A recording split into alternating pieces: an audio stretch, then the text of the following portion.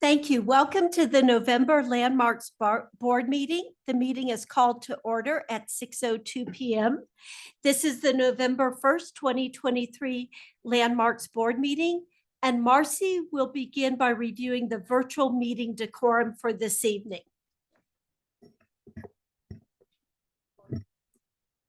Let me pull up the slides.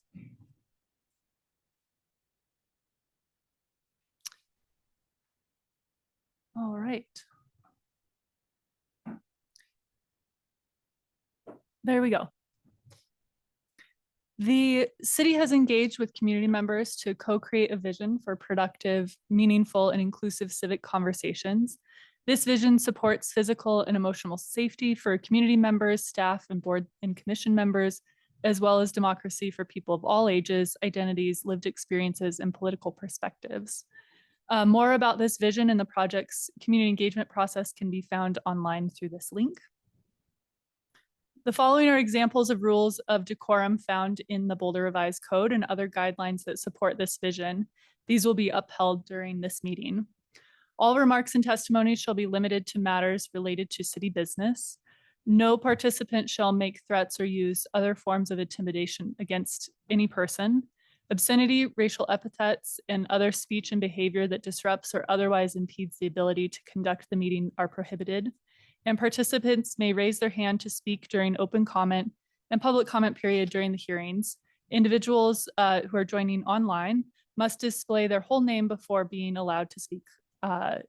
Currently, only audio testimony is permitted online. And as this is our first hybrid Landmarks Board meeting, we'll also be taking public comment here in person, and speakers will sign up with Aubrey, and the speakers in person will go first, and then that will give time for people online to raise their hand, and we will then facilitate that. In case it's not intuitive, the raise hand function in Zoom is, there's a couple shortcuts: Alt-Y for PC, Option Y if you're on a Mac, *9 if you're on a phone, and at the bottom of the screen under reactions, there's the raise hand function next to those emojis. Back to you, Abby. Thank you, Marcy. I want to acknowledge that we have a full quorum tonight, and the first time some of us have been here since February of 2020, and for our two newest Landmarks Board member who have been joining us by Zoom, you're now here with us again tonight. We're going to begin with brief introductions of board members. Ronnie, would you be kind enough to start? Sure. I'm Ronnie Pelucio. I'm a Landmarks Board member. Hello, Chelsea Castellano, Landmarks Board member. I'm Abby Daniels, the chair of the Landmarks Board currently. I'm John Decker. I'm a Landmarks Board member. Renee Globick, Landmarks Board member. Thank you. The recording of this meeting will be available in the record archives and on YouTube within 28 days of this meeting. We know that there are people here tonight to participate who may have some strong emotions about some of the upcoming projects. We want to hear from you, and we found it is more productive if you are seeking to persuade us rather than berating us, staff, or an applicant. As with regular Landmarks Board meetings, you may only speak at the appropriate time during the public hearing. Requests to do so outside of those times will be denied. We request that members of the public who wish to speak in person sign up to speak with Aubrey, as Marcy already indicated, and the virtual participants. This is a reminder that you will follow as normal by raising your virtual hand. As board chair, I will make a roll call vote on any motions made this evening. So the first item on our agenda is the approval of the September 2023 board meeting minutes. I move that we approve these does anyone have any changes or alterations to those minutes? Seeing none, I move that we approve these minutes. Do I have a second? I'll second that. Thank you, Ronnie. And then Chelsea, I don't believe you were at that meeting. So all those in favor, Ronnie? Aye. I vote aye. Aye. Aye. So the minutes have been approved. Next, we'll move on to public participation for items not on the agenda this evening. And Aubrey, I don't know if you've received any signups. We have received one sign up. It is Catherine Barth. And if anyone online wishes to speak, you may raise your hand and we'll follow up with you after Catherine's comments. So Catherine, please state your full name and you will have 3 minutes. Okay, my name is Catherine Barth. I was on this board years ago. I'm a supporter of historic preservation for many, many years. And I cannot tell you how wonderful it is to be here in a room and to see people really, I mean, I think the idea of a hybrid meeting is wonderful, you know, for the person who maybe can't come or they get sick or we have a huge blizzard or whatever. So I think that's a really good technique, but it's just wonderful to be here. And I'm just looking forward to wonderful things that are going to happen. And I appreciate all the work that you board members do. It's just a lot of work, and I know your hearts are in it, and I thank you so very, very much. Thank you, Catherine. And it's also wonderful to see all the people who have joined us this evening in the audience. So thank you. So Aubrey, I don't know if people have had a chance to raise a hand if they'd like to speak. We do have Oh. one hand raised. It is Lynn Siegel.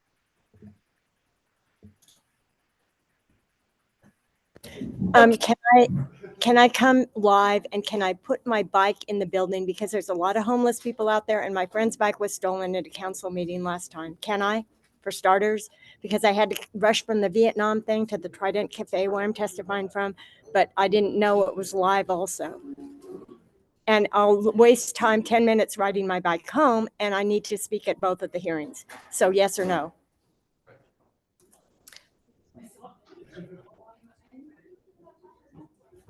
Can you hear me? One moment, Lynn, sorry. Thanks.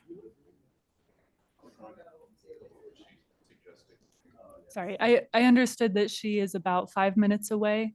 And so the question was whether we could wait for her to speak in person or whether to take the public comment now over the phone. So Brad Mueller, Director of Planning and Development. I would suggest, Lynn, if you're on the line and you've got general comment to do so now, and we will make sure that you can get in the building when you're here in 5 or 10 minutes. Yes, but my question was, can I keep my bike in the building? I'm concerned Yes. about the homeless I'll outside. help you with that. Yay. Okay, thanks. My comment is, Marcy, I didn't tell you this when I saw you yesterday, but I saw 1033 5th Street, which is Larry Gold from SomaLogic's house that burned down, 2 blocks, not 2 blocks from 770 Circle, which is a fireproof flagstone house built by James Hunter in 1941 and was allowed for demolition with Chelsea Castellano and Bill Jellick over a year ago. And I really don't understand why still. Maybe I'm just stupid, but it doesn't make sense. It was an archaeologist that consigned James Hunter to build the place. And then afterwards, he built another place, not 2 houses away, that is a Usonian, a classic house that everything was preserved on it except, you know, most of it was demoed, but the important Usonian feature of the solar shading was kept on, and Stephen Spahn rebuilt that place into a multi-million-dollar place, which is fine, but they could have done that with 770 Circle. I don't understand why that could be done. And Larry Gold's house 2 blocks away burned down from him plugging in his lawnmower, an electrical fire, and something arced, and the house, about a third of the house is down. I want to find out if that whole place is is demolished. I mean, if they have to demolish it or if they can rebuild it. But it's just interesting because I know that the people from England that are building it as a second home, and I hope that we set it up so that they have to pay if they aren't going to have people in it at the other time. Those people are going to build a wood house because everybody builds wood houses, and it's on the urban wildlife interface. And there was already a good flagstone house there that got demolished. It hasn't been yet. I went and saw it the other day with my friend, and it's really sad. But also, right down the street from Larry Gold's place with Soma Logic is the what do you call it? The cache from the 13,000-year-old migrants that we found. What Clovis, yeah. And Pat McAfee named his company Clovis after that. So it's a beautiful triangle of very remarkable spaces. And that 770 should not ever have gone through demolition. And also Linda Jorgensen's place is 2 houses away to the north.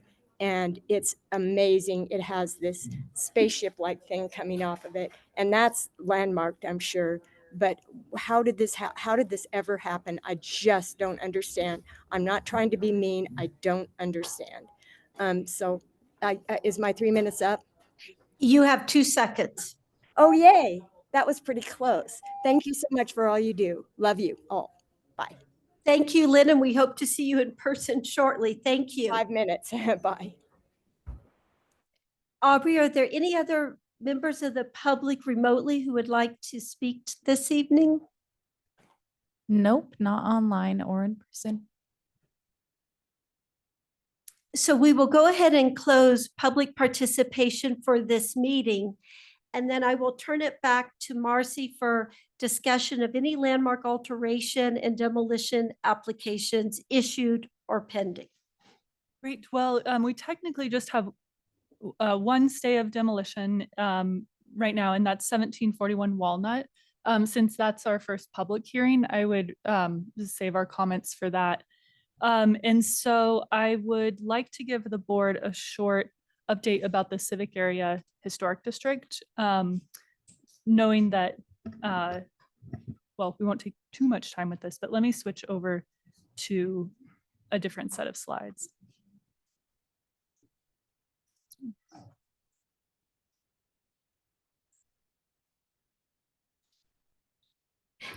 Marcy, while you're doing that, I'm going to ask Mark to introduce himself this evening. Hi, I'm Mark McIntyre. I'm the Planning Board Liaison to the Landmarks Board. Thank you, Mark. Wonderful. Okay. Well, so the Civic Area Historic District process is in full swing. If you all remember, the application was submitted at the end of May, and you voted to initiate the process in mid-July. We signed in a tolling agreement with the applicants to provide a bit more time to do the engagement and outreach necessary for a publicly owned or city-owned historic district. And so we quickly went into the research and department coordination, and then wrapped up our community engagement just a couple weeks ago, offering walking tours, a What's Up Boulder event, and then online engagement, which I'll send the link out to you all. We're still adding information to it. We had initially hoped to have walking tours with the boards and invite them specifically, but because it's a quasi-judicial item coming up in front of you, there's some pretty clear rules around site visits. So we're still working through that, but hope to share that with you probably closer to the public hearings. So where we are now is in the draft design guideline phase. We convened a technical advisory group of different city department representatives and representatives from the 3 applicant groups. We met yesterday for the first meeting, and we are off to a good start, kind of defining roles and the scope. And then next week we will review a draft, another draft, and then that's all aiming towards the December 6th joint study session that you all will have with the Parks and Rec Advisory Board here in council chambers a month from now. In December, we'll also do a check-in with each of the departments, and then we'll shift gears and start to package all the material together and prepare for the board and commission reviews, as well as council. So we have a check-in with the Parks and Rec Advisory Board at the end of January. February 7th is the designation hearing here at the Landmarks Board. It then goes to Planning Board for comments on any implications to the land use. And then it'll go to City Council twice. Once, well, we have not confirmed these dates. We're thinking it's going to be in mid-March for first reading, which is typically on consent. And then the full public hearing will be on in mid-April. If it is designated, there will then be the process to adopt the design guidelines. So the finish line is still kind of a ways off, but it seems like it's a steady clip all the way from now until at least mid-April. Any questions? Happy to answer any questions you might have. I had a question for you, Marcy. It sounds like the technical advisory group is made up of both Boulder city staff members and citizens. Mhm.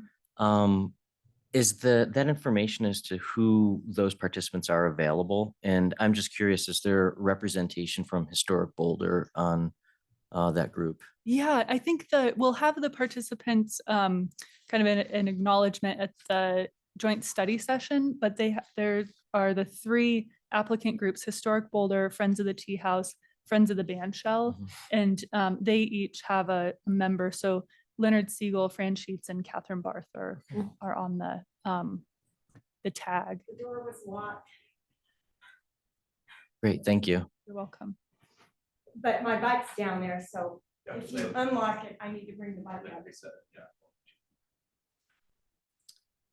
Okay, so there aren't any other updates for applications issued or pending unless the board has other questions. Any other questions? Then I think we're ready to move on to our first public hearing this evening. Item 5A is a public hearing and consideration of a motion to adopt a resolution to initiate the process for landmark designation pursuant to section 911(3) of the Boulder Revised Code 1981, or alternatively issue a demolition approval pursuant to section 911(23) BRC 1981 for 1741 Walnut Street. Great. And I think there was a request to see me as I present. So we're going to try this. Not ideal, but here we go. Okay. So yes, this is a public hearing and consideration of a motion which you've just read. So I will get started. Not with that. Okay. So this is a quasi-judicial hearing. So the procedure begins with a staff presentation followed by any board questions. The owner then has 10 minutes to present, followed by questions from the board. The public hearing is then opened for public comment, and the board may ask questions of the public. The public hearing is then closed, and the board discusses, and if appropriate, either adopts a resolution to initiate landmark designation or votes to approve a partial demolition. This application started back in December of 2022 when the LDRC referred a demolition application for the 1925 building up to the Landmarks Board for review. In March, the Landmarks Board placed a stay of demolition on the application in order to explore alternatives. And during that stay, the representatives from the Landmarks Board met with the owners and discussed what the character defining features of this building were and potential options because it is a rather unique building. In May, the Landmarks Board voted to schedule a hearing to either consider initiation of landmark designation or issuing a demolition permit. Because of some needs on the owner's side to prepare those plans and get alignment with the ownership group, the city and the applicant signed a tolling agreement to extend that stay of demolition to provide more time. And then we signed an extension, which brings us now to November 8th, or to November. The current stay of demolition would expire next Wednesday.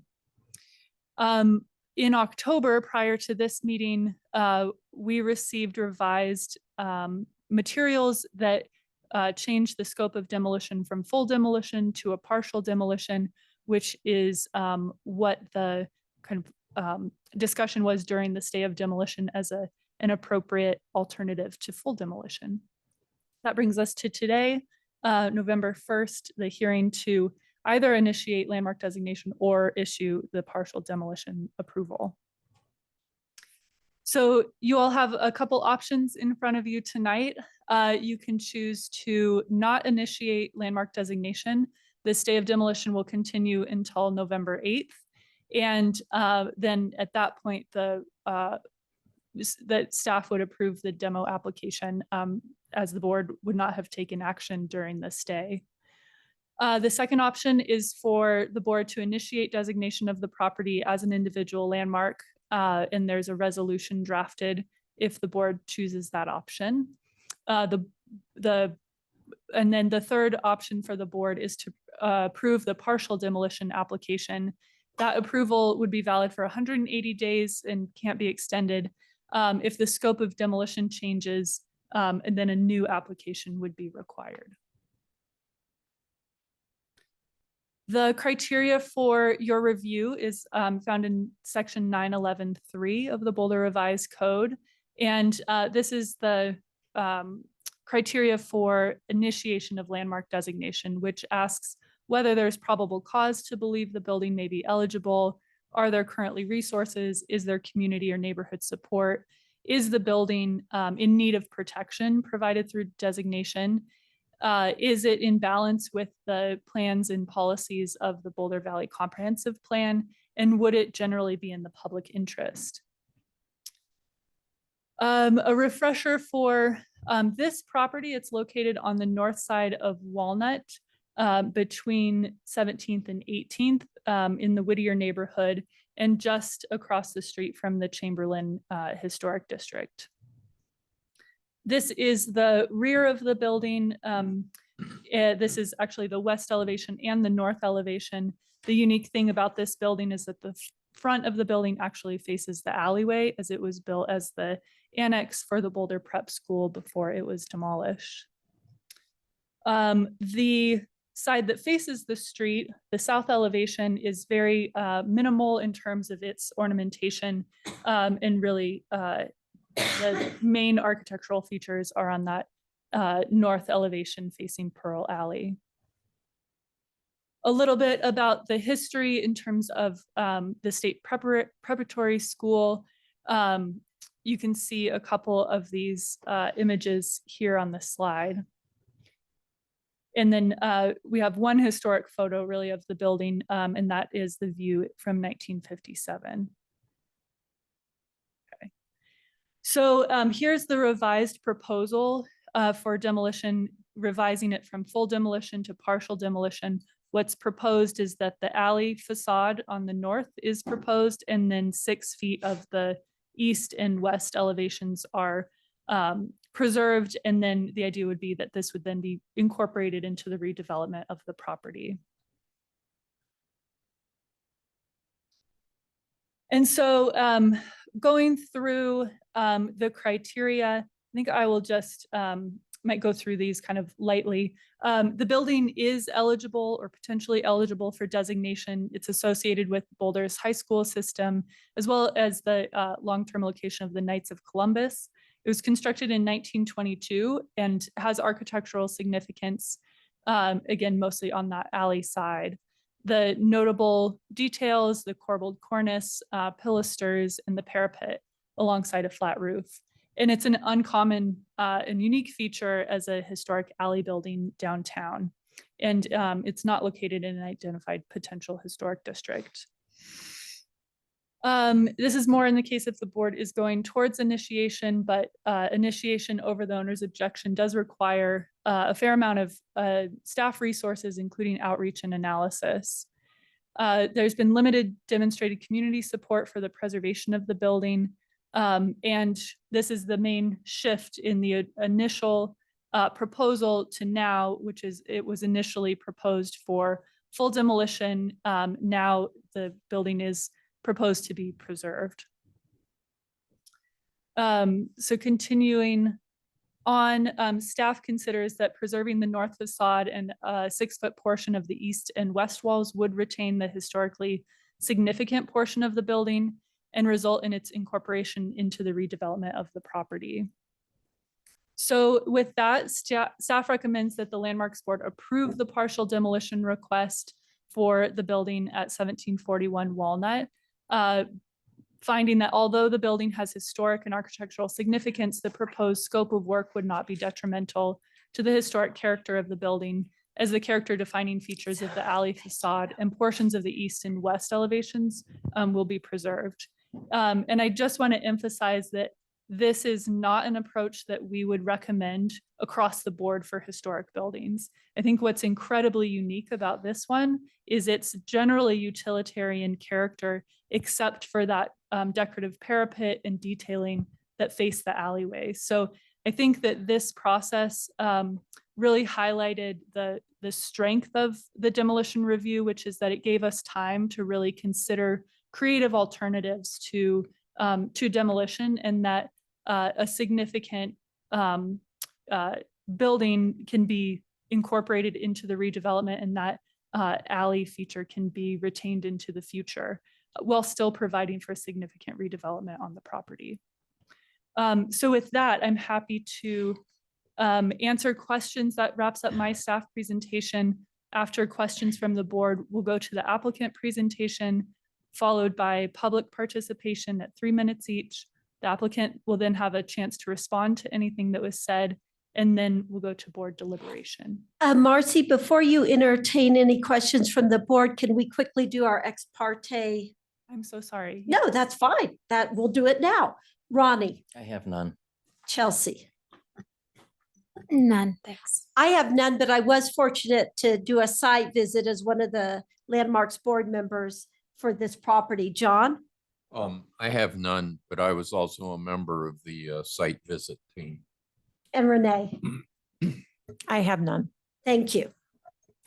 So now do any board members have questions for Marcy?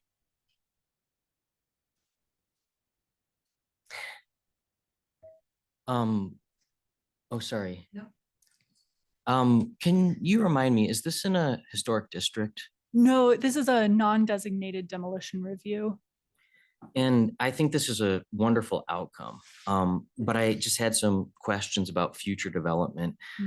Has there been any conversation, and I'm sure we're going to hear from the applicant, or discussion about restrictions about how future development might be built in relation to this facade? And is the 6-foot preservation component on the sides also implying that any second floor addition has to be 6 feet back from the front, I'm going to call it the front of that elevation? Yeah, I think what you've highlighted is that the demolition review for non-designated buildings is pretty limited in terms of what we can do.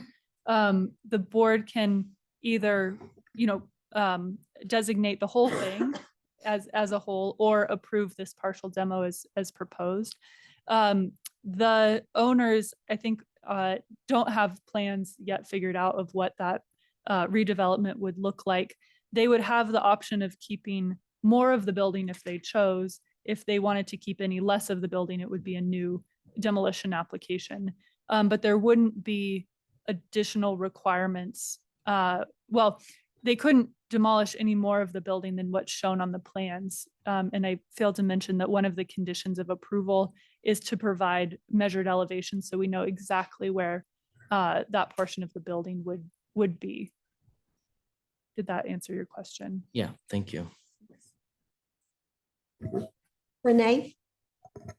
Is there a percentage required, like, to, preserve the building to make it like relatively like, historic, like, so if we take a building and then we, lop off most of it and we only keep 5% of the building, does that mean that it could still be a landmark something in the future, or like state regulations or city regulations? Yeah, I think your question is getting to the point of if this is how we applied the code or preserved buildings across the board, I don't think that would meet the goals of our program. I think generally it's best to keep, the original massing and form of a building and do an addition on that. This one was so unique, and the site visits during the stay of demolition really kind of helped look at it in kind of a creative way to say, this is a pretty utilitarian building, and the important part is along the alley. So even if a large redevelopment kind of incorporated it, having that piece along the alley would still be a good alternative to full demolition. But it wouldn't be like a best practice in terms of all demolition applications or all future landmarks. And there isn't like a percentage, like I want to say, like, if they, I just don't want to take away, 50% of the building, and then it's really like it ruins the historic nature of the building. So there's really not like some math equation that No, I mean, the code has demolition review is required anytime you're taking off more than 50% of the building. Mhm. So you could read into the intent of that of saying, if you're taking off more than half of a building, preservation should look at it and say, is this historic? But there isn't a percentage requirement in order to qualify for designation. I think this is kind of preservation outside of our regular program a little bit, where it's preserving a historic facade, but in a pretty unique way. And because it's not in a landmark historic district, will we be able to see what goes in?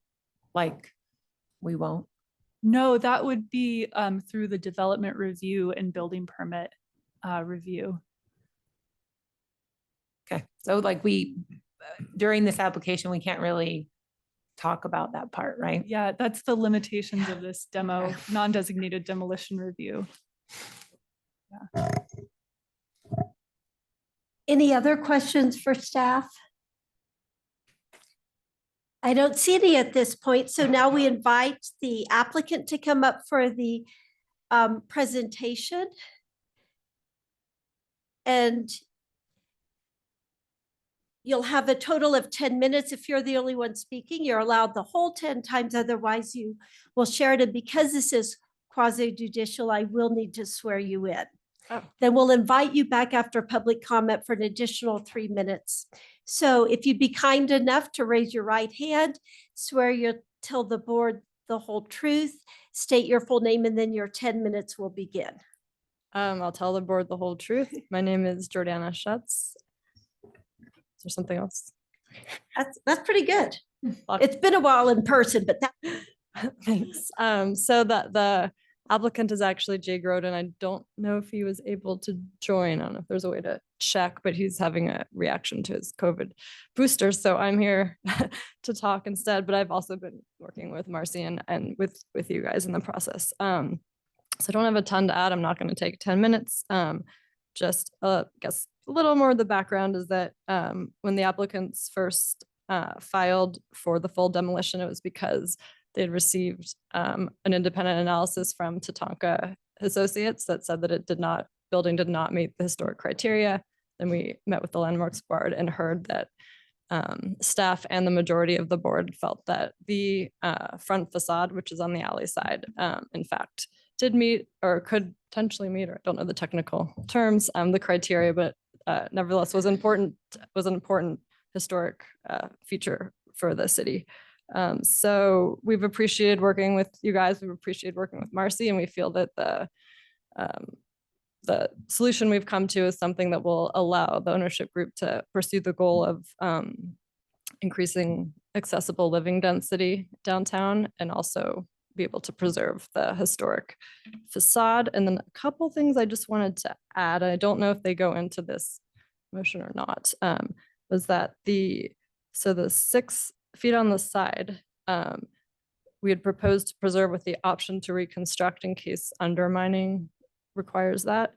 And then we'd also proposed to install an educational sign or plaque commemorating the history of the building. That's really all that I have to say, but thank you again for this process. Thank you. And wait one moment in case any of my colleagues on the board have a question for you. Does anyone have any questions? Okay, thank you. And now we'll turn to public comment on this hearing.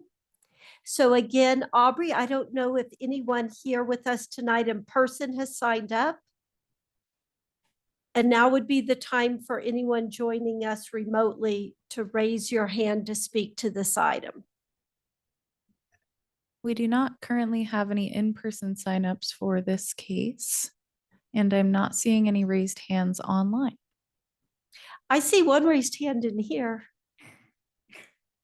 You're behind your computer, that's why you can see. Lynn, if you wish to speak, you may go up to the podium.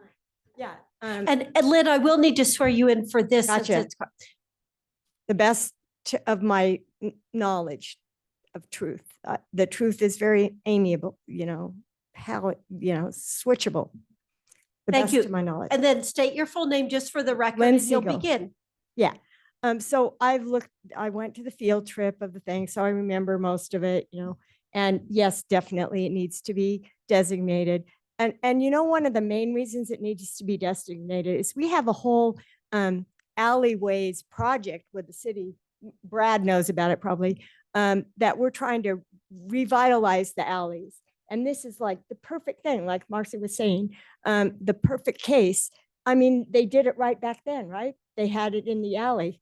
And now we can carry on that tradition with this building. So I'm thrilled about it being very, really bringing vitality to the area and to that alley. And so absolutely, I support the partial demolition. Thank you so much. Thank you, Lynn. And seeing no one else here with us tonight, and Catherine Barth.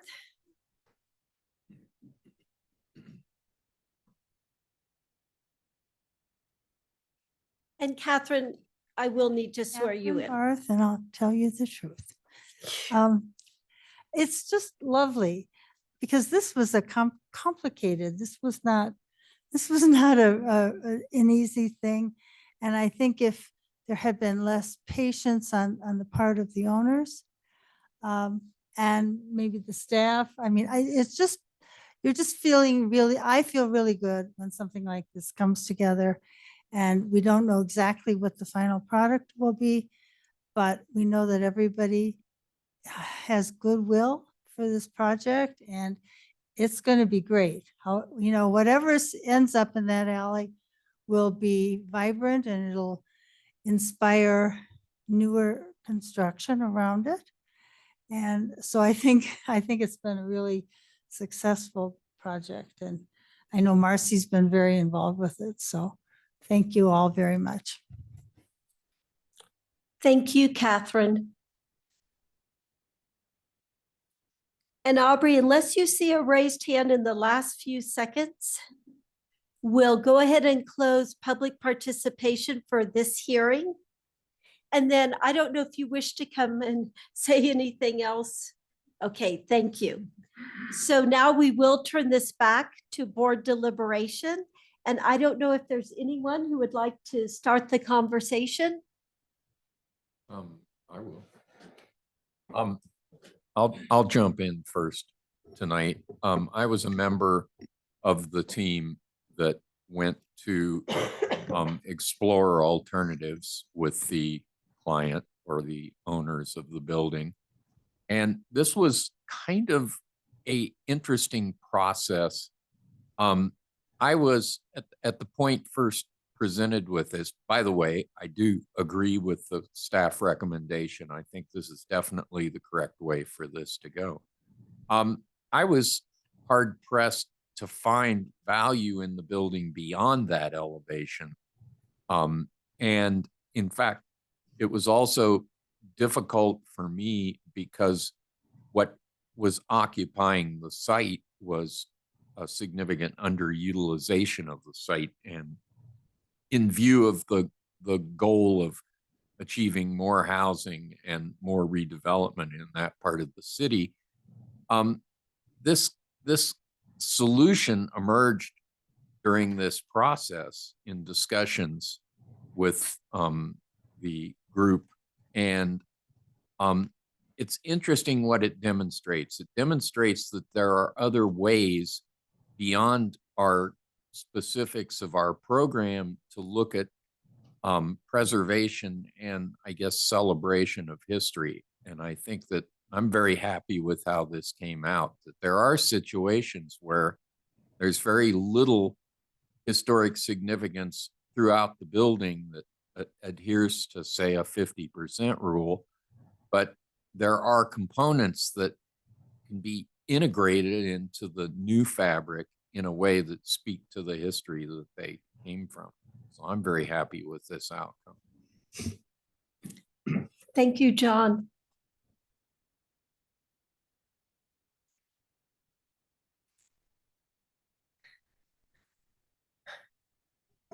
So I just have I guess a few things. I think I think this is really great that like, it's not even in the historic district. And now we have this building that came up and we got to find all these like cool things. So I hope the owner like gets a little excited about what he's preserving as well. It also wants me to keep it a little bit. But on the more public side is a huge, like he said, unutilized area of the site, which potentially could be where they put the new addition. So if we were, I just want to give it what it needs. Like if we did say it needed to go through the landmark process, then we would be able to have a little bit more say of what happens to this building and what goes next to it. Is that correct? Just be sure. Yeah. So, but I do think it's a good compromise, and the fact that it wasn't in historic district and they could have, moved forward with a lot without even Marcy getting a hold of it I think this is a good compromise.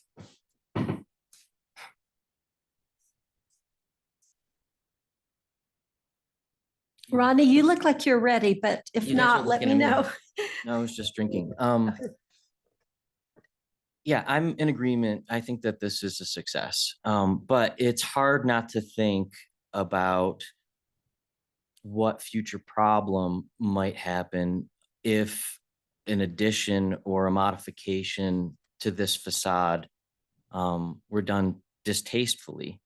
And so, as Renee is saying, one tool would have been that it's in a landmark district, which it's not. Another tool would be that there's a portion of this that is actually landmarked. I have some questions, but I was just trying to find kind of a middle ground that is the preservation piece that might be a little more circuitous. And maybe Brad can talk to this too, but do you know what zone district this is? I just tried to pull it up. I think it's DT2. I don't. I know it's a pretty high density, but I don't remember what it is. So I might have this wrong, and maybe Brad, you know how to get through MuniCode pretty quick. I just tried to do it. Because let me just go back to the point here, first of all. It would be really unfortunate if a second story were plopped right on top of this preserved building face.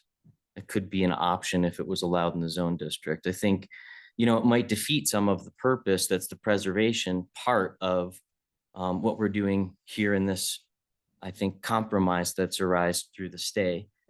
One thought that I had was that while we're trying to preserve the elevation, that 6 feet that we're talking about actually is significant in terms of a second floor, potential second floor setback as well. It's just one thought process. And Marcy, I don't know, or whoever's in control of the images on the memo on page 22, there's a site plan. I'm not sure we included the site plan in these slides. And Brett, I think you've got some info, but what I saw is it's DT2, maybe in that there's a minimum rear yard setback of 15 and the building might already be preserved, as I'm describing, just through existing setbacks in the bulk regulations. Brad Mueller, Director of Planning and Development Services. I want to state that I very much appreciate your confidence in my agility in the code. Unfortunately, I'm going to have to disappoint you and say I can't quite do that on the fly so well as to inform a decision tonight. I will say that any building permits that come in, of course, get reviewed against the zoning regulations and those types of things. But if it was material to the decision tonight, even if I did have that at my fingertips, my advice would be, let us as staff kind of review that and let you know. If it's more of a curiosity question, we can certainly follow up and, send an email to the board afterwards. I wonder, Ronnie, to address the concern about where a potential second story could be. Yeah.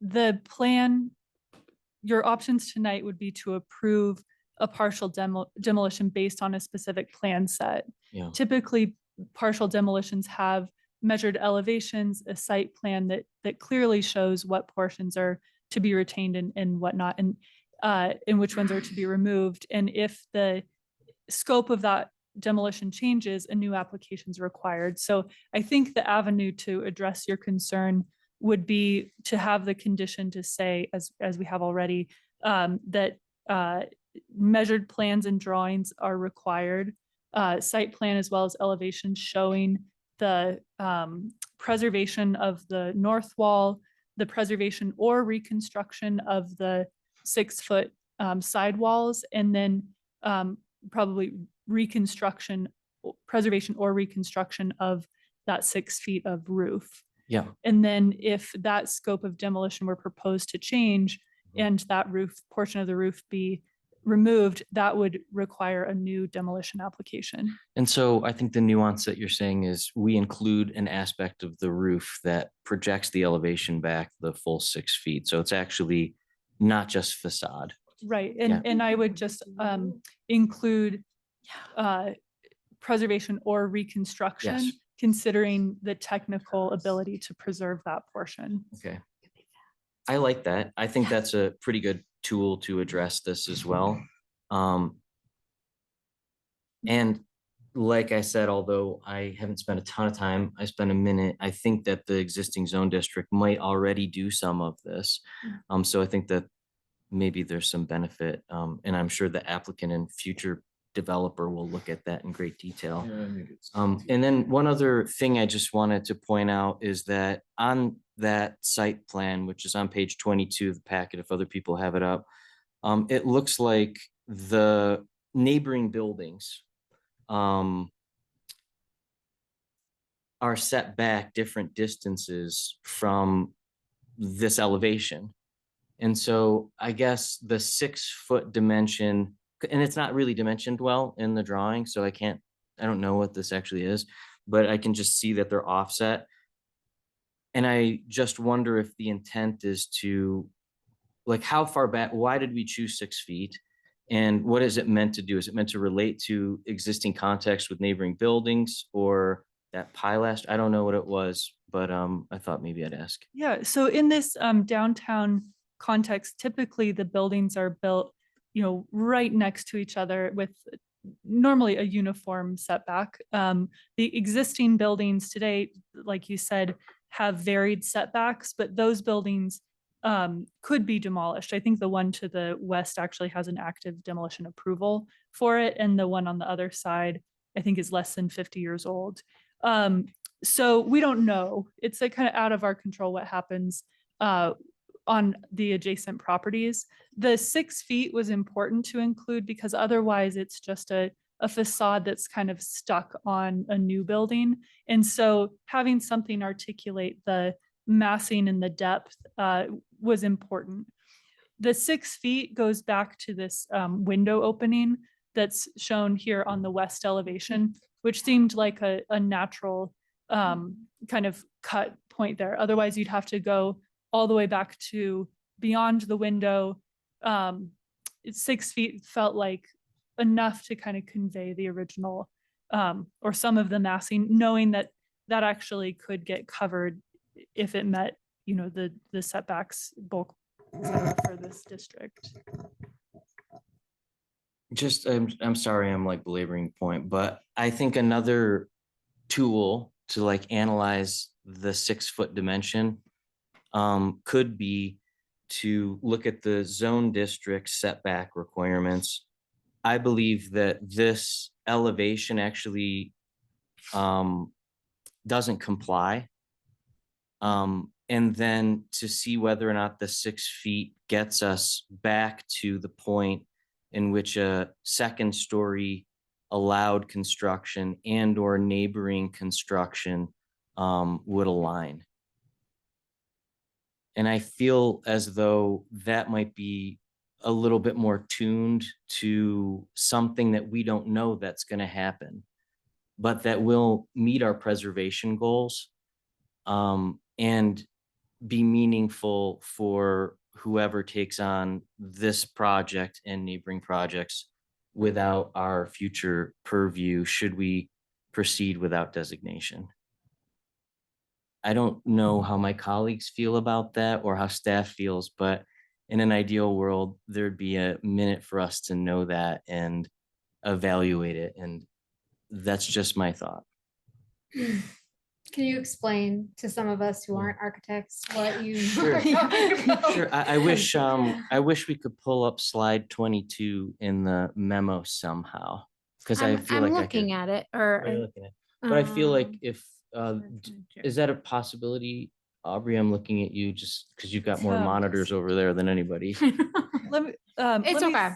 I Sorry, don't. let me see if I can pull it up, but Ronnie, I don't think we'll be able to, we won't be able to answer speculative questions about potential development. I think that the non-designated demolition review is limited. It's kind of a yes or no. And what's in front of you tonight is preserve the whole building by initiating over the owner's objection, or preserve part of the building as proposed in the plans with the condition that we have more information. Unfortunately, this isn't like a design review or something farther. There are a lot of unknowns. John, Can we move to approve the partial demolition with a condition that would set up review of measured drawings? right now, the condition is that they must submit measured drawings to Oh, show okay. So it exactly already- it's exactly a what condition. portion is to be preserved. Yeah, I think that's sufficient. Mhm, I trust staff and the review process. mhm. Can they change the 6 feet? Can it be 10 feet? They, so if they can't go less than 6 feet, but if they choose, they can preserve more than 6 feet, if it makes sense with the setbacks or, Staff asked et cetera. for more. no, this is the decision, you know, as we started this, application started last December, there were a lot of good conversations over the summer, and then the tolling agreement extended it, but this is really the decision point tonight, is reacting to the revised scope of demolition. Okay, I think that what is proposed tonight is a really great compromise that both meets the goals of our historic preservation program and also meets the goals of creating more housing in a way that also recognizes the lovely, charming wall that is on this alley. I don't think we should micromanage 4 feet because I have trust that the applicant will create a project that is desirable for both the people in the alley, for the future of Boulder, and for the people who live in this building, ultimately. And I believe that 6 feet seems sufficient to give that wall face the attention that it deserves. So I feel very great about where this ended up. And I think the stay of demolition was successful in achieving this compromise. And I just want to thank the owners and the whole team that was involved with this, because you were so willing to listen to us and especially to work with staff. And I think this is one of the most successful stays of demolition I've seen in a long time, where really what was the most important, the character defining, this piece of Boulder history, can remain, and then let the redevelopment proceed as planned. I hear Ronnie's questions. I hear his I understand where he's coming from. I am supporting staff's recommendation to approve the demolition as proposed in tonight's memorandum. I just can't imagine, with all these new buildings being built and whatever, here is one that's going to have a piece of history, something from our past that can be touched and be incorporated and a part of this alleyscape. And hey, it's located near Frosca, but it's just going to be a wonderful, wonderful way to have the bulk of the redevelopment done to accommodate what the goals are of the developers, but to have this elevation stand for another 100 years, to me, is very exciting. So and Mark, I don't know if you have anything you'd like to add.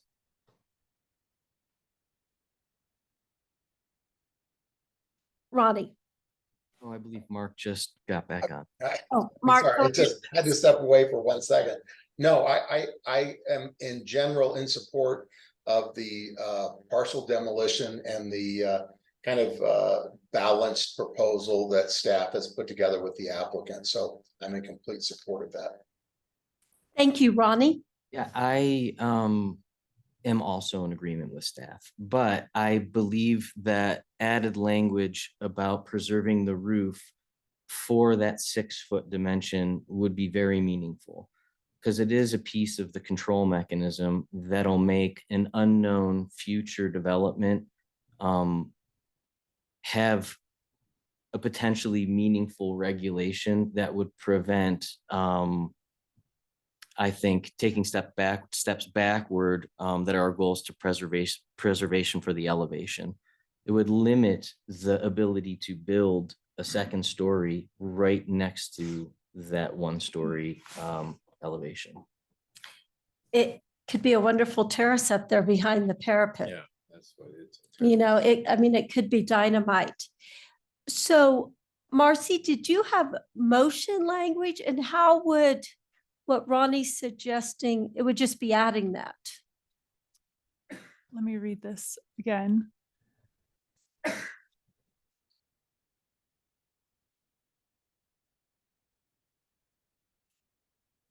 Let's see, do we have the conditions? Yeah, and I would just, as we're looking that up, I think I also support and applaud the applicant for their forward thinking about the reconstruction components for unknown aspects associated with the side elevations.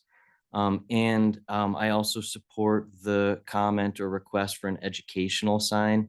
I think that those are wonderful, and if they're not included in the current conditions, then I would propose that we add both of those as allowable reconstruction, favorable educational sign, and then add the other condition. That's the one that I think came from me. That's the roof component for the first 6 feet. So I think the language on screen, once we get to the conditions, will work, as long as the A1 is modified to say a site plan showing portion of the building proposed to be retained, including preservation or reconstruction of the roof, that 6 feet of roof. Okay, I'm writing that down.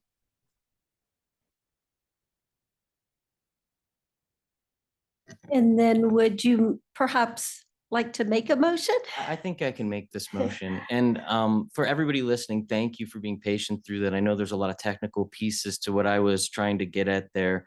I do believe that this has been very successful. So again, to the applicant, thanks for working through this with our staff. I look forward to seeing what you're gonna, what will eventually be on this site.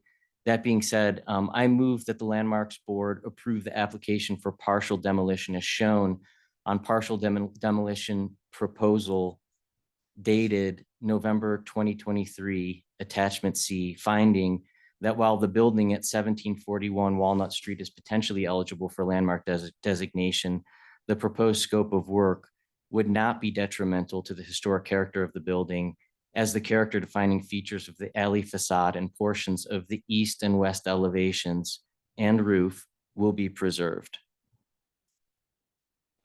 As a condition of approval, prior to approval of the partial demolition application, the applicant shall submit to staff for review and approval.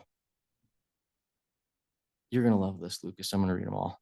A, documentation of the portion of the building proposed to be retained.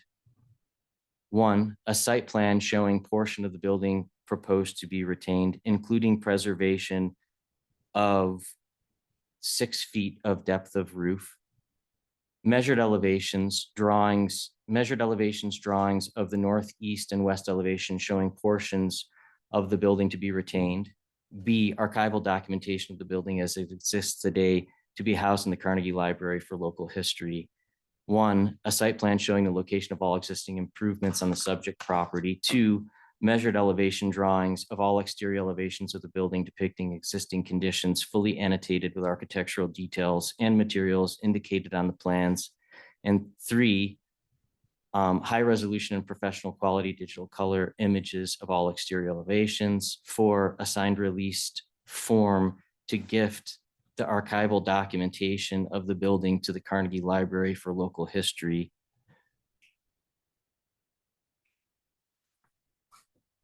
And the opportunity to install an educational sign on site if desired. Do we have a second? I'll second it. Do we have any more discussion before a roll call vote? On a motion by Ronnie, seconded by John. Chelsea? Aye. John? Aye. Ronnie? Aye. Renee? Aye. And I vote aye, so the motion carries unanimously. And then Marcy will explain the next steps for the applicant. Oh, yeah. Very briefly. Very briefly. Okay, Very so, briefly. with the approval of the partial demolition, that we'll follow up with the letter once we receive those final measured drawings and archival documentation. This approval is valid for 180 days and cannot be extended. So if the scope of demolition changes, a new application would be required. And if a building permit isn't applied for in 6 months, then it would also require a new demolition application, which would go to the Landmarks Design Review Committee. Thank you, Marcy. And again, thank you for everything you've done to get us to this point this evening. 11 months, so thank you. So we'll now move on to agenda item 5B. This is a public hearing and consideration of an application to demolish a house constructed in 1925 at 1015 Juniper Avenue, a non-landmarked building over 50 years old pursuant to section 91123 of the Boulder Revised Code 1981. And thank you to the owners who have agreed to this hybrid public hearing this evening. So we'll go ahead before staff's presentation begin and move on to ex parte contacts. I have none. Ronnie? None. Chelsea? None. I have none. None. Thank you. So we'll now move on to the staff presentation. Thank you, Abby. And sorry, I can't be there. My household has COVID, so you're probably glad that I'm not there. I will go through the quasi-judicial hearing procedures. All speaking to the item will be sworn in. Board members have already noted their ex parte contacts. I'll give the staff presentation, and after that, the board may ask questions. The applicant will have 10 minutes to present to the board, and the board may ask questions of them. We'll then open the public hearing. After all members of the public have made comments, the applicant may respond to anything that was said. We'll then ask, I guess we don't need to ask everyone to mute their computers now, but the board will then deliberate, and a motion requires an affirmative vote of at least 3 members to pass. As you've mentioned, a record of this hearing is available in a couple of days as a video recording, and the official record will be added to the records archive within 28 days, usually sooner. So I can carry on because we did ex parte. The criteria for review today is outlined in the Boulder Revised Code under 91123. The purpose of reviewing demolition applications is to prevent the loss of buildings that may have historic or architectural significance. That includes loss of architectural integrity, and also to provide the time necessary to initiate designation as an individual landmark or to consider alternatives for the building. The criteria that can be considered are the eligibility of the building for designation as an individual landmark, the relationship of the building to the character of the neighborhood, the reasonable condition of the building, and the projected cost of restoration or repair, although not deterioration, caused by unreasonable neglect.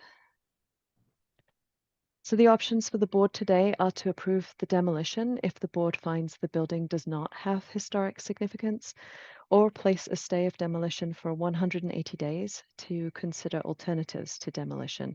And that stay would expire on March 25th next year, which is 180 days from the date the Landmarks Board hearing fee was paid.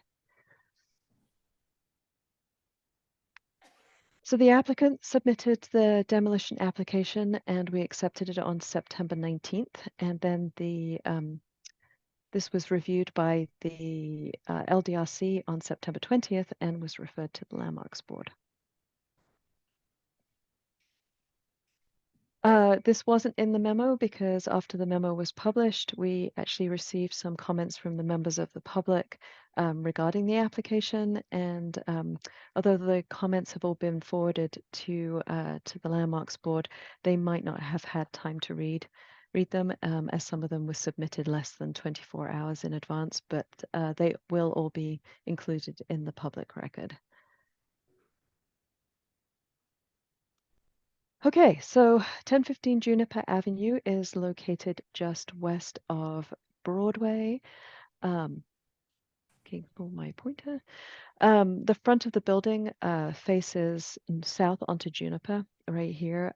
The adjacent properties include 1025 Juniper on the east and north sides, 920 Jasmine Circle on the northwest, and 1011 Juniper to the west.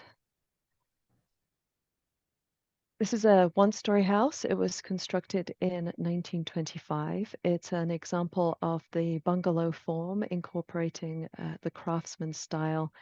The bungalow form shows up in the front gable roof, the overhanging eaves, and the very simple horizontal lines. The secondary gable here covers a porch that was originally open and is supported by these battered porch columns. This is the rear of the house. And the elements of the craftsman style are seen on all of the elevations with the overhanging eaves and exposed rafter tails. There's triangular knee braces and very narrow lap siding, and then divided lights in the upper windows. All are examples of that style. The house retains a very high degree of architectural integrity since its construction. Um, uh, Alterations include enclosure of the front porch, as I mentioned, in 1991. There's some addition of glass bay windows within existing openings on the east and north elevations, and the concrete block foundation has been replaced, as has the wood shingle roof.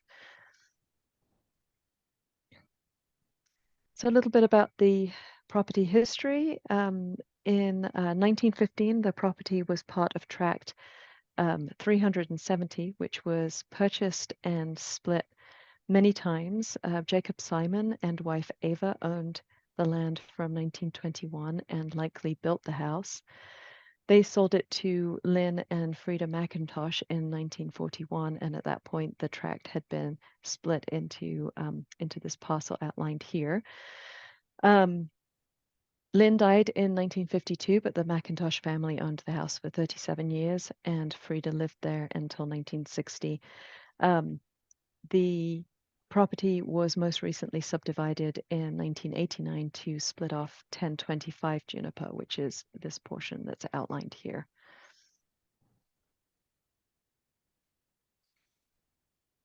Okay, the criteria for review are outlined in 91123F of the Boulder Revised Code, and they are the eligibility of the building for designation as an individual landmark, which is outlined in 911-1 and 911-2, the relationship of the building to the character of the neighborhood, and the reasonable condition of the building and projected cost of restoration or repair. So staff found the building to have historic significance for its association with Lynn and Frida McIntosh. Lynn McIntosh lived in the house from 1941 until his death in 1952. He was deputy sheriff, clerk of the county court, and county treasurer. Frida McIntosh, Lynn's wife, lived at the house from 1941 until 1960. She was the second woman to hold the office of Boulder County Treasurer and did so from Lynn's death for 18 years. And the McIntosh family owned the property until 1978. We also found the building significant for its architecture as a bungalow incorporating elements of the craftsman style. That included the battered porch posts, triangular knee braces, and divided upper window lights.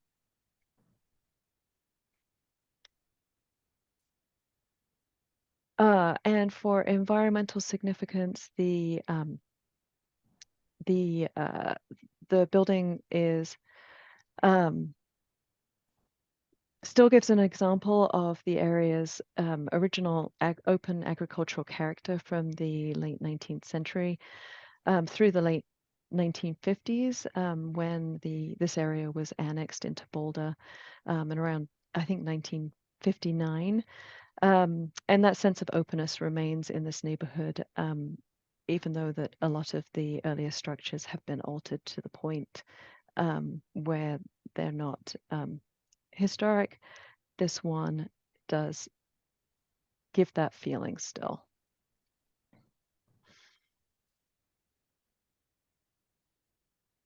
This house is one of the few remaining houses associated with that agricultural past. The area has become more residential but has retained some rural character, as you can see in these pictures with the mature trees, no sidewalk, and moderately deep setbacks to the large lots. And a lot of the newer houses in this area are two-story, but they do follow somewhat traditional pattern of traditional gable roof form. So for criteria 3, information about the condition of the building was not submitted as part of the application for the memo, but I think the applicant has some additional information tonight. For criteria 4, the applicant provided a floodplain engineering analysis for the building. And the report identified that the building is 7.2 inches below the required flood protection elevation, so would need to be elevated if improvements exceeded the thresholds of $104,000, $105,000 or 801 square feet. Additionally, any new structure on the property would have to meet the flood protection elevation. So staff recommendation today is that the Landmarks Board place a stay of demolition on the property to consider alternatives to demolition. And as I mentioned, that 180-day stay period would expire on March 25th, 2024. Staff considers the stay appropriate based on the criteria set forth in section 91123F, specifically that the property may be eligible for individual landmark designation based upon its historic significance as the residence of Lynn McIntosh and Frida McIntosh, who each served as county treasurer between 1946 and 1962, and its architectural significance as an intact bungalow incorporating the craftsman style. The property contributes to the character of the neighborhood as an intact representative of the area's past, and it has not been demonstrated to be impractical or economically unfeasible to rehabilitate the building. So that's the end of the staff presentation. This is a reminder of the next steps in the process. The applicant has up to 10 minutes to present to the board, followed by public participation, an opportunity for the applicant to respond to anything that's said, and then board deliberation. And the question for the board today is whether the building has historic significance. If yes, the board would place a stay of demolition on the application to provide time to consider alternatives. And if no, the board will approve the demolition request. So any questions from the board before we continue with the applicant's presentation?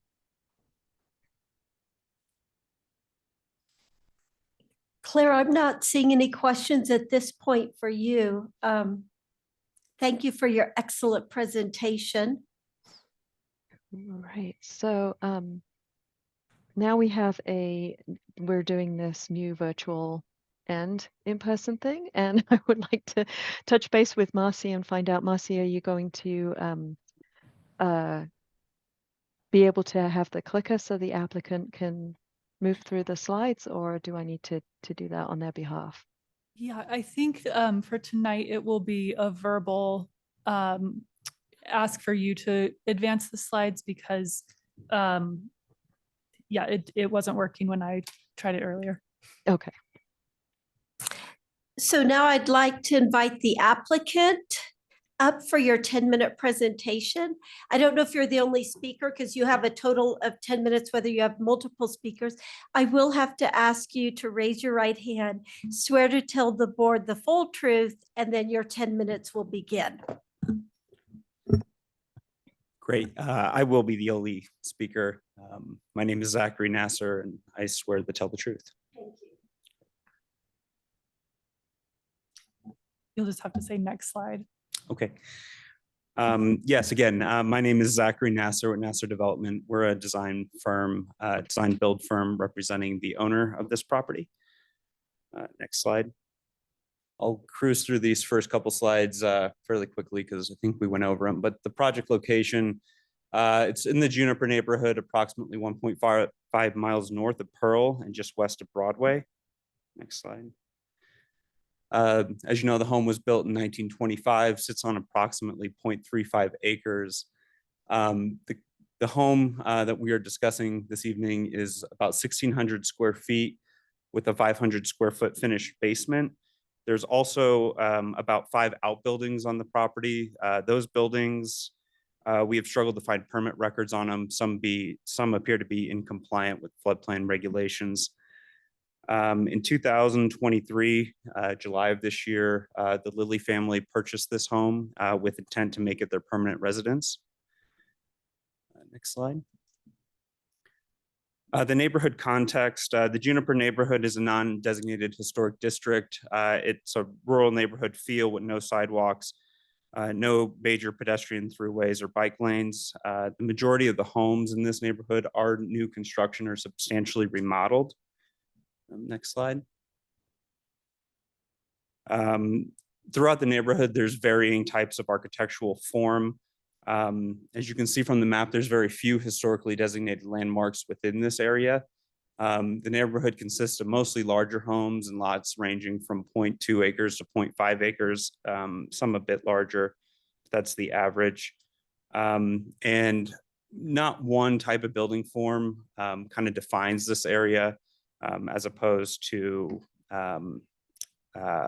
some other areas in the city where you have your Victorians or Queen Anne stylings. Next slide. Just some examples of homes. These are the immediate neighbors of the property. As you can see, either new construction or heavily remodeled from their original forms. Next slide. Oh, next slide, please.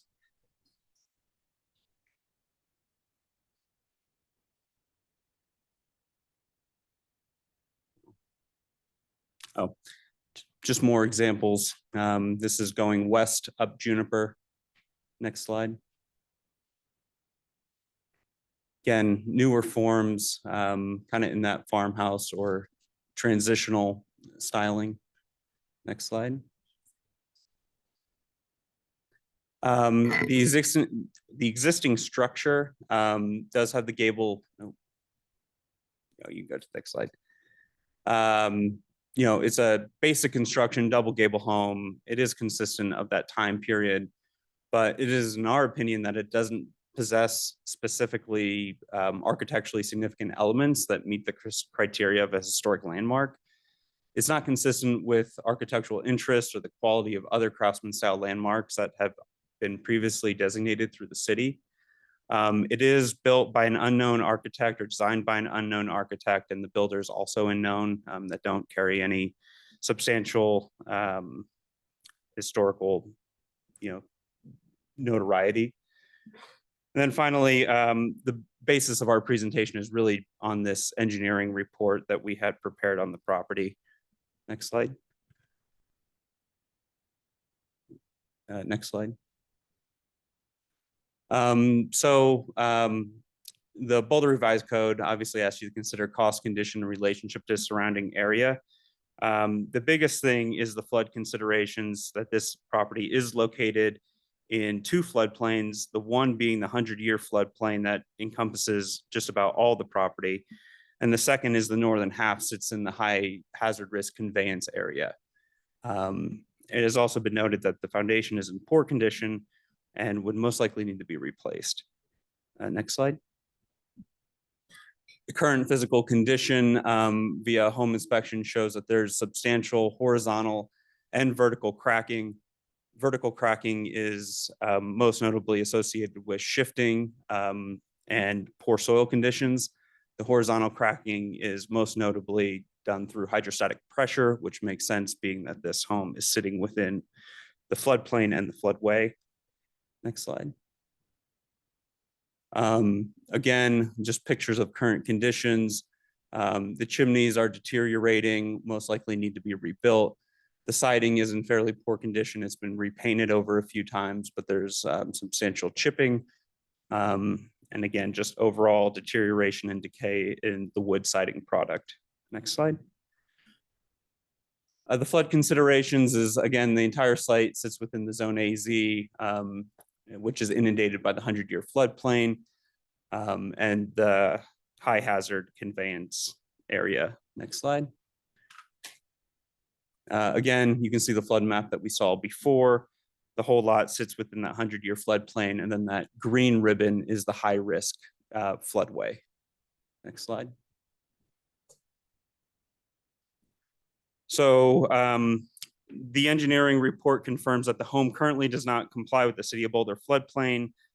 The main level finished floor sits below the flood base elevation and would essentially need to be altered to meet current floodplain regulations per the City of Boulder and FEMA. Next slide. All those elevations can really be summarized with this little graphic. The existing basement is at 5465. The first floor is at 5473. The floodplain protection elevations at 5474, which means the first floor would have to be raised a total of 0.6 feet, and the basement would have to be raised a total of 8.6 feet to meet current regulation. These regulations kick in when the substantial improvement trigger is met. Next slide, please. And basically, the city of Boulder defines substantial improvement as any repair, reconstruction, rehabilitation, or alteration or improvement of a structure which is equal to or to exceed 50% of the market value of the structure. Per the current assessment of the building, it's assessed at $209,000, meaning that an improvement of only $104,000 would require complete compliance with the city of Boulder and FEMA codes. Next slide. To meet those requirements, next slide, please.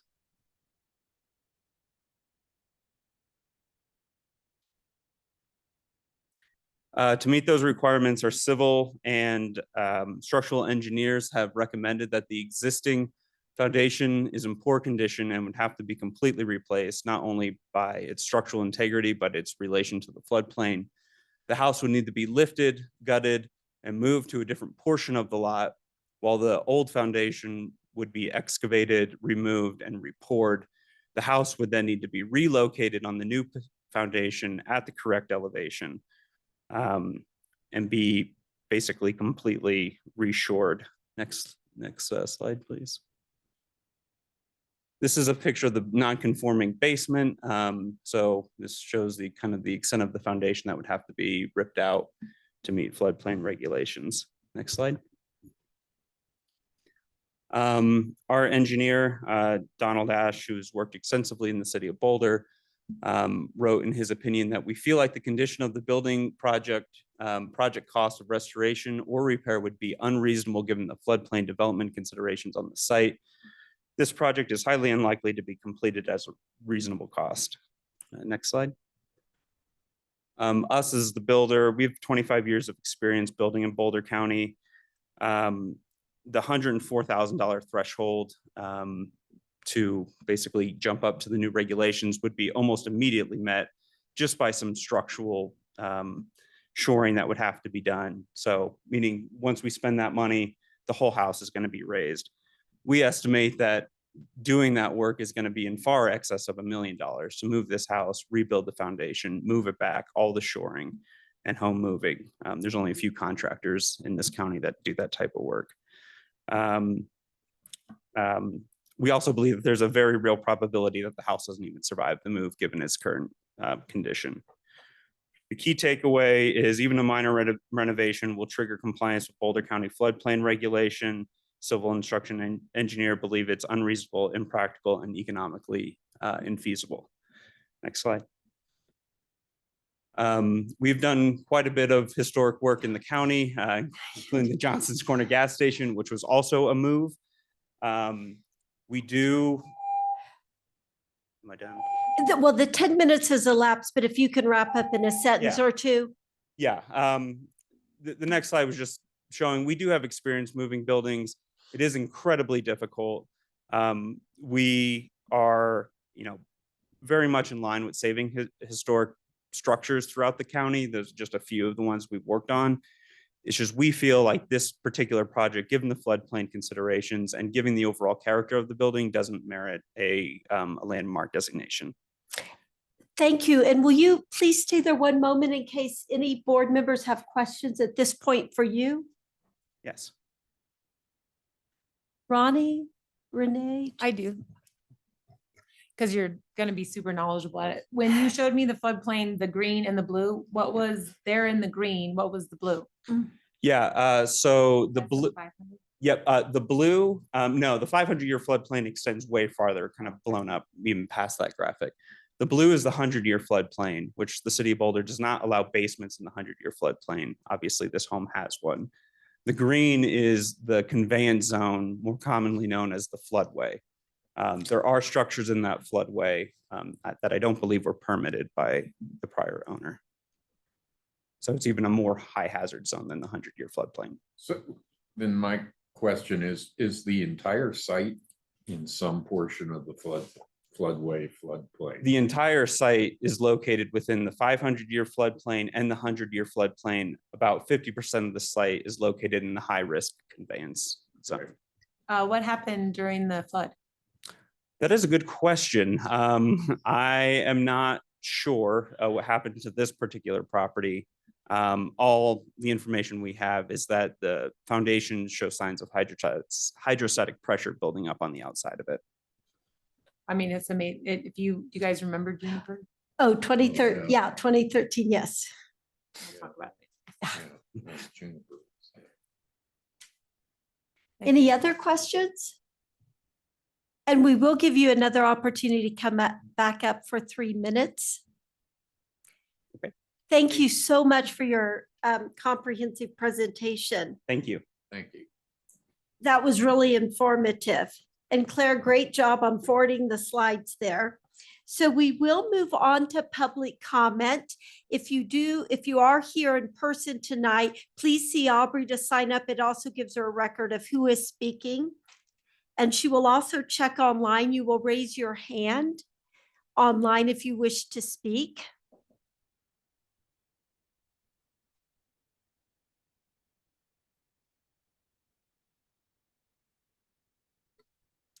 And as the first speaker is signing up to speak, just for those of you joining virtually, go ahead and find the raised hand function if you are wishing to speak. And a reminder that if you do plan to speak, you need to display your full name. And if you're having trouble doing that, then you can message the administrator. They can help with that. So far, I see one person online who will speak, following anyone here in chambers who wishes to speak. And you'll go up and sign up with, yeah, and you can do that now. If you, oh, great. Okay. So there's at least 2 speakers in person and one. Thank you, Marcy. And all speakers, whether you're with us tonight in person or doing this virtually, we will need to swear you in. All right, so we do have 2 people signed up to speak in person. The first one will be Lanning Schiller.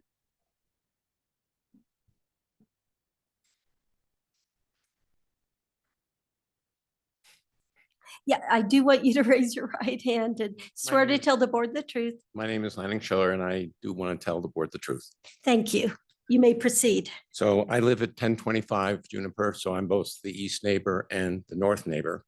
And to answer your question, the fence on the west side of the property is to the ground, which is not the way the city wants them built, but that fence protected the property during the flood. But I did lose my home during the flood, so I'm in the conveyance zone. You know, it's been empty for several years now. It's kind of an eyesore. The people who owned it previously tried to rent it to families. It's too small, and it had mold in the basement. It's been a real challenge being empty. I look down at those 5 outbuildings, and it's chaos back there. And a couple of them were built, I think, without being permitted and enlarged without permits. The floodplain issue certainly is of great concern. But that property right now is just very chaotic. You know, the police responded to a noise complaint a couple of years ago, and I had to escort them to all the outbuildings because they couldn't figure out which end was up. So I'm very much in favor of what the Lilly family wants to do. They would be my neighbor in 2 different directions, and I would look forward to sharing the property with them. Any questions from the board? I don't think No. so, but thank you. Thank you. Thank I you. do have a question. Oh. How long have you lived there? I've been there 20 years. 20 years. Did you know the previous family or anyone that Claire mentioned? With the previous family at 1015? Yeah. Absolutely. And did you know anyone that, like Claire, the people that she mentioned? The lived in historic it? ones, no, that's before my time. Okay. But part of my house is the old chicken coop. And the sheriff used to play poker and drink whiskey during Prohibition in that part of my building. So The sheriff? Okay. the deputy sheriff, now I learned because of your presentation, the deputy sheriff lived on the property And he had his buddies come over and they would play cards and drink whiskey in the chicken coop. We always learn something every board meeting. Thank you so much. And Aubrey, the next speaker. Great. Our next speaker is Ani Mayer. I hope I pronounced that right.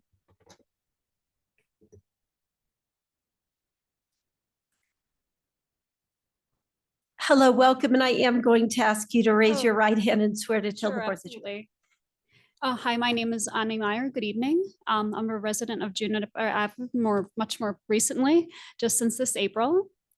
I'm a local artist and tantric practitioner here in Boulder, and I just wanted to share my thoughts and feelings on behalf of what I think the house represents for me. So I just want to say this house and what it is has been a source of inspiration to me since I've moved to this neighborhood.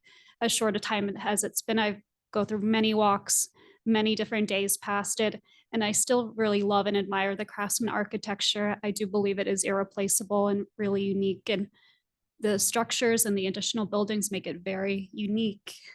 I've photographed it, I've drawn it. It's, again, as an artist, it's very inspiring to me. And it's been one of the things that just pushed me to begin teaching and also hosting women's groups at my own home just down the street. And there's something about the spirit of the house, where Frida McIntosh had been, where she had become a county treasurer, something that represents the power of women, I feel, from this house. And though I always say the structural conditions and all of those aspects don't surprise me, given its age and being in the floodplain, of course, I wasn't aware of those before. But I would just say, based on my own perspective, which is more aesthetic and intuitive and spiritual, I would think it'd be a great loss to the neighborhood to see this house demolished.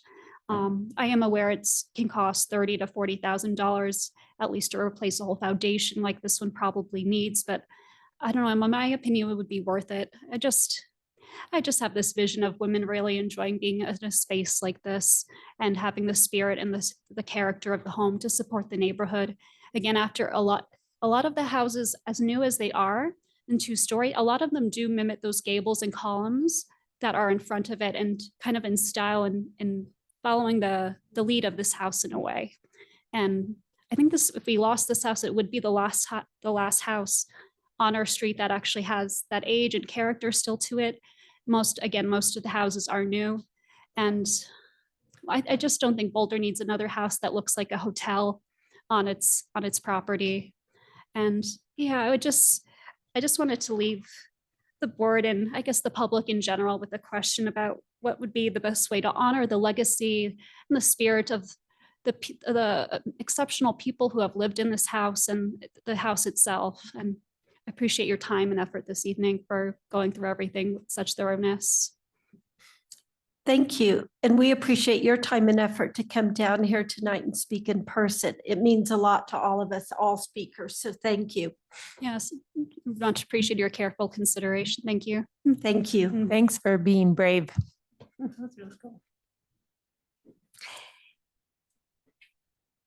All right, we did have a hand raised from a virtual attendee, so I'm just going to wait a couple seconds to see if anyone else wants to raise their hand on Zoom. Aubrey, was that me?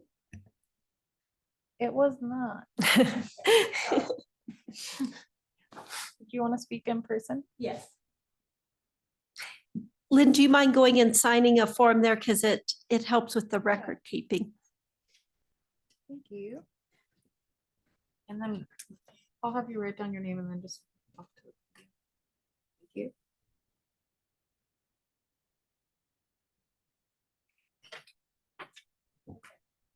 Ready now? And Lynn, oh, right hand. Right hand. I swear to tell the truth the best as I know it. Forsake me, God, but I'm atheist. Thanks. I have my brother on the line here. Paul, do you happen to know Daria? Did Daria live at 1015 Juniper? Because I remember from 32 years ago or something, going to that house, someone from Naropa. This house has so much character. It's like memorable to me. My kids were little kids then. They are now almost 39 and 40. Do you remember, Paul? Daria. He doesn't remember. Daria was her name. I don't know why my ganglions work that well. Daria, she was Naropa or something. She lived at Marpa for a while. Maybe it was it was a female, definitely. Anyway, okay, thanks, Paul. Thanks. Anyway, I think this is the house. My brother probably doesn't remember, but I can remember later that a friend of his that I knew through him, maybe it was through Windhorse, he did caring for elders in the community, and it could have been through that. But I remember this house. And anyway, I like this house. And anyway, I also want more affordable housing in Boulder, not another $2 or $3 million house rebuilt that then people can't afford to live in here. And I just like the fact that it's the only one in that neighborhood that has some character to it that could be preserved. And I would hope that no one does this with my house. My son would gladly do that. He's an architect. He says, Mom, it's just a scrape.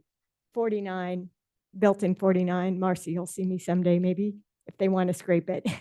But it had an addition in, it's cumulatively 85. But I like the house. I think the fact this other woman that lives there, she made an outstanding description of the real feel of the place and within the neighborhood.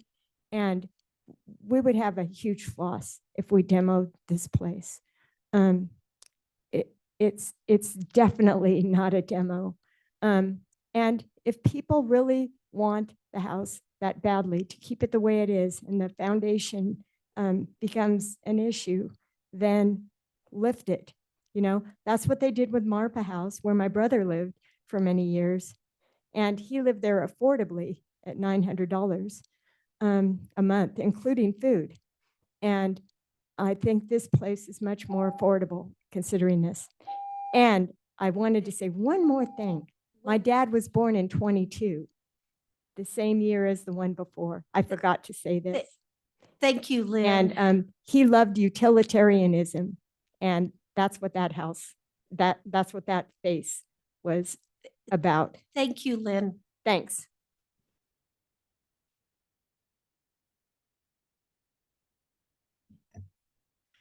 All right, and next we have John Walton on Zoom. Hi, John, and before you begin your 3 minutes, will you please swear to tell the board the whole truth and then restate your full name for the record? I swear to tell the board the whole truth on this matter. And for the record, my name is John Walton. Thank you. You may proceed. Perfect. Look, this is a beautiful, beautiful home, and there's a lot of talk about how it does not have historic value. I would disagree with that. I thought it was very interesting that in the slide presentation, no interior pictures were shown because the inside touches with the molding, some of the older appliances, the tile work, that's not replaceable. Look, Boulder has changed so much over the years. My aunt lived here in the 70s, and when I moved here 10 years ago and explained this, how the city was, she didn't recognize it. And quite frankly, I'm having trouble recognizing Boulder today from Boulder 10 years ago, with the McMansions everywhere, the hotels that are being built blocking the view of the Front Range. And I just think it would be a sin to continue on this path. A couple points some of the other speakers have brought up. Affordable housing. I don't see how building a very large home like that is going to help with the affordable housing stock, especially for young families that are just getting started. It's very difficult for them to purchase their first home. And there's quite many lots in Boulder or in Boulder County, maybe not so much the city, but there's plenty of places you can build big homes like this and they fit in. I really, we looked at some of the slides of the other homes on Juniper. In my humble opinion, I'm not going to paint a broad stroke, but most of those homes are not attractive. They're ugly. I'll just go out and say it. They're monstrosities and they're too much. They're not normal homes. So I really take issue with that. And one thing I want to bring up too, the gentleman for the architecture firm had mentioned that the Lilly family bought this property with the intention, pardon me, he said they bought this with the intention of making it their forever home. Somebody mentioned in the comments, how would they have purchased this property with the intent for it to be their forever home? Having done the due diligence with the inspections, that was never their intention. Their intention was to tear this down and to build another house. So I take offense to that. Look, I know I'm running out of time here, but I really do think it's a shame. I've learned quite a bit about the building tonight with the different people that have lived there, and it's only interested me even more. You know, I've driven by this building for years on my way home, and it's an absolutely gorgeous home that I don't believe is irreplaceable. And in my opinion, I believe that whatever cost it needs to be to renovate is well worth it. Look, we can put all those windows and doors and then reuse it. The net loss for the environment is going to be tremendous. And I'm tired of people moving to Boulder, claiming they care about the environment and tearing down these houses, causing all this waste to build newer constructions that have, look, the construction practices today are not like they were 100 years ago, which in my opinion is why this house is still standing. I understand I'm pressed on time. Thank you John, for your time is, consideration. but thank you so much for joining us tonight. Thank you. Yeah, thank you. And Aubrey, is this the last opportunity for someone to raise their hand or press *9 on a phone? Do you see any additional members This of the is public?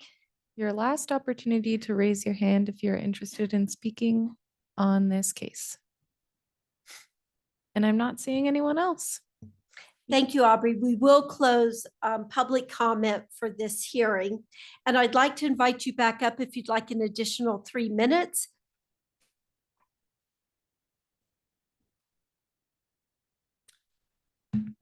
Yes, I'll be brief. I'm not sure if it's possible to go back to those slides, but I was going to just address maybe a few concerns of the public. Our slide presentation. Yes.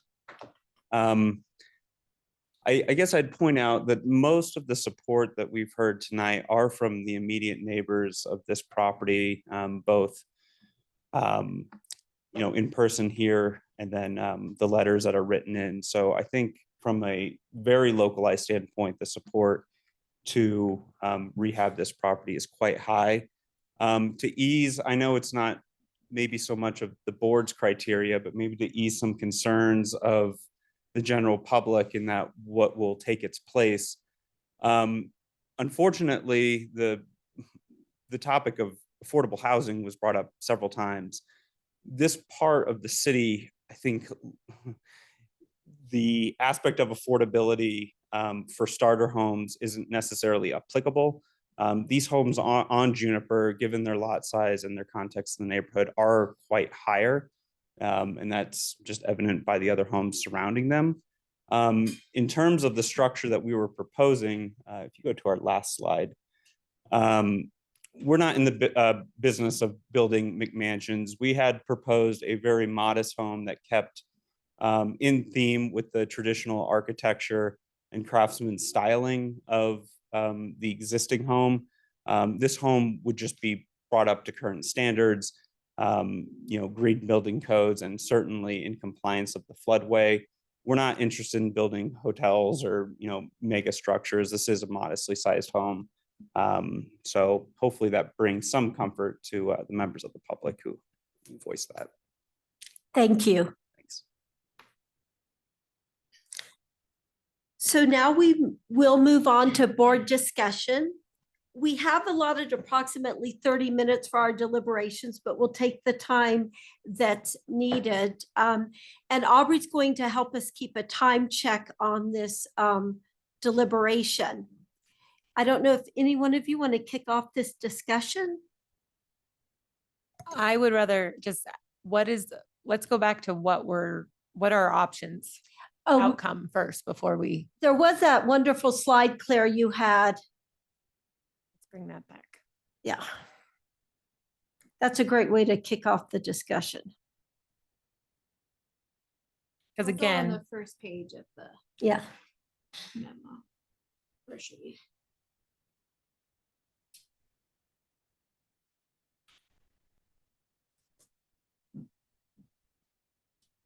But especially the slide that's what is before us tonight. mhm.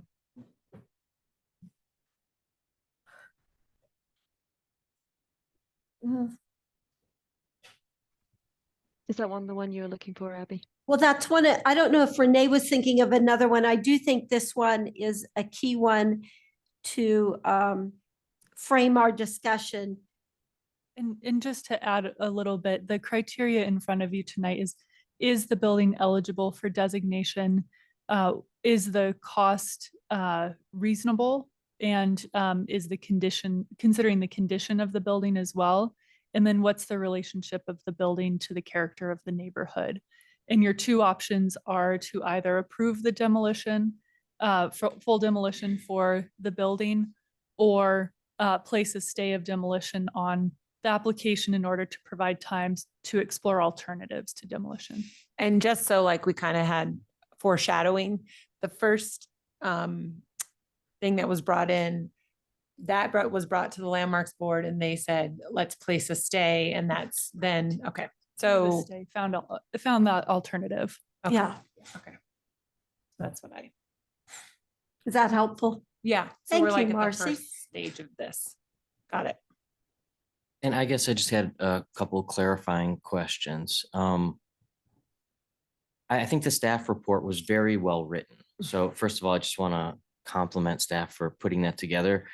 And this may be documented in there, but have the accessory buildings been requested to be demolished? I didn't see evidence of that as part of the application. And have they been approved for demo outside of Landmarks Board? Thanks. I'll take that question. So the demolition application that the LDRC reviewed was for the house and the accessory structures. As the applicant mentioned, it's difficult to find the exact dates of construction. So we don't know for sure which ones, if any, are over 50 years old and which ones are less than 50 years old. But the LDRC approved the demolition of any of those if it required historic preservation review. So I don't know if demolition applications have been submitted for those accessory buildings, but they have historic preservation approval if needed. It's just the house that we found to be potentially eligible for designation. Thanks for the reminder. Now that you say that, I do recall reading that the other week.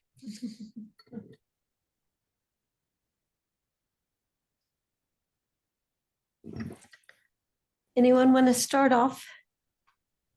I run by this house every day and I love Juniper.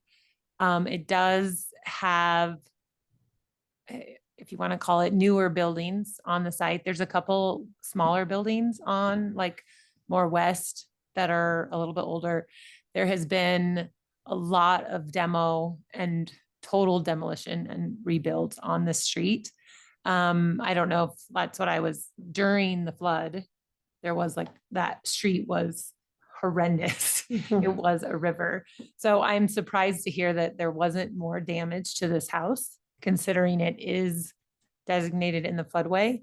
But the neighbor, in taking in consideration, the neighbor, finds it, no one's been living there.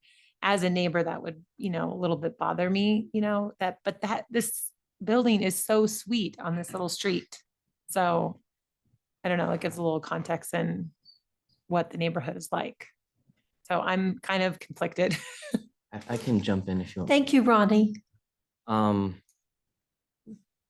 Yeah, I agree. I think this is a very sweet building. And I also just want to compliment Zachary and his team for their presentation. I thought that was very thorough.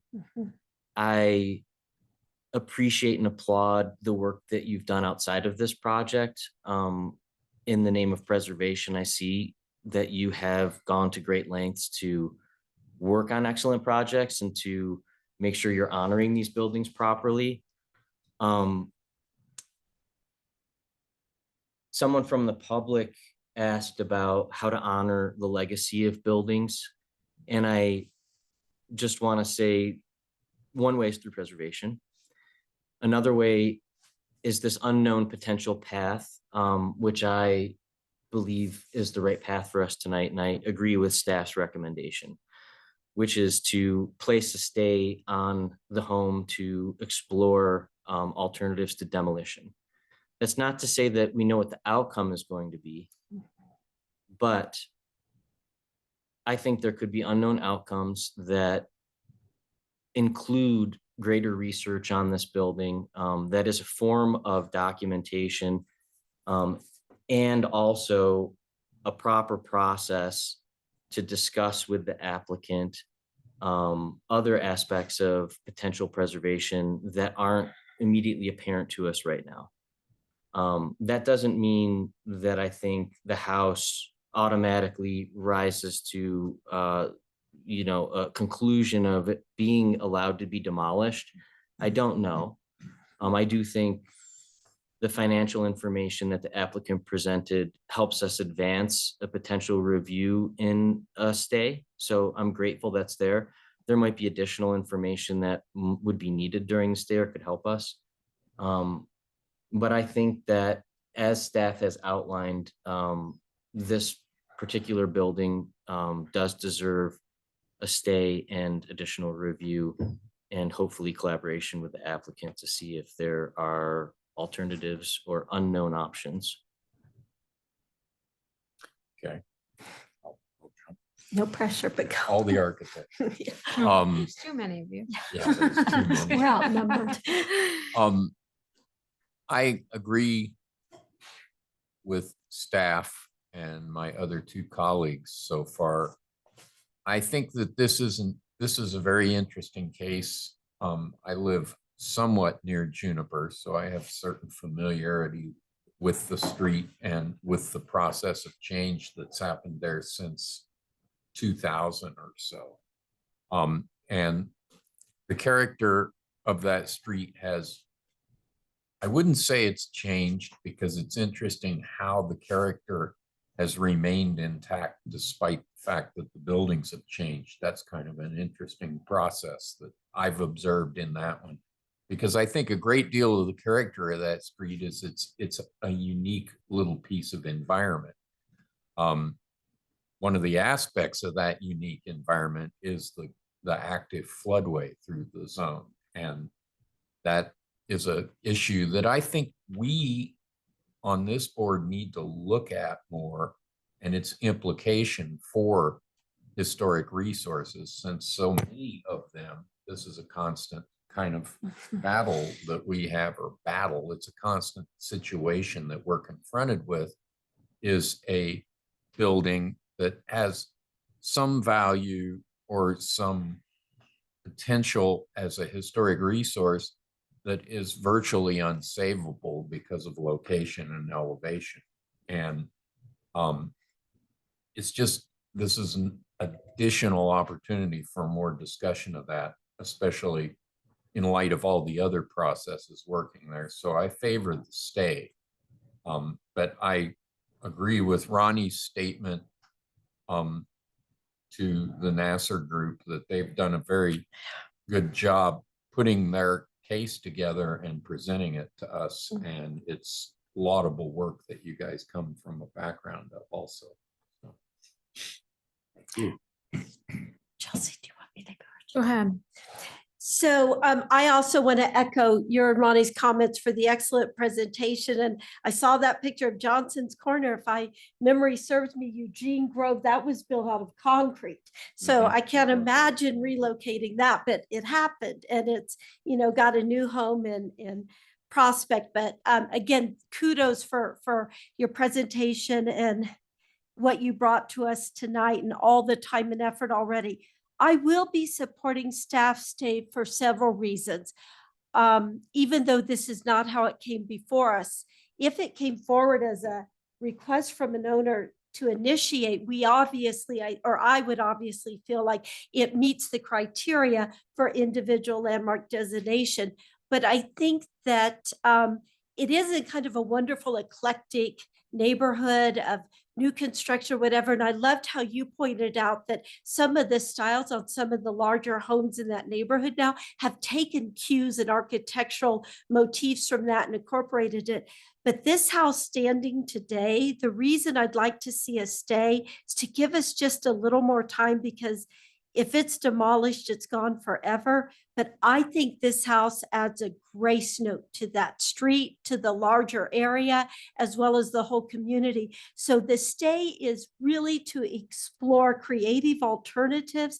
I also know that a home, whether it is, I have no idea if this would ever be designated or what, but as it moves through the preservation program, it does not preclude pretty significant redevelopment on that property. So that's why I'd like to have a stay, just to see what might be possible. And I would volunteer as a Landmarks board member if a stay would be placed on it.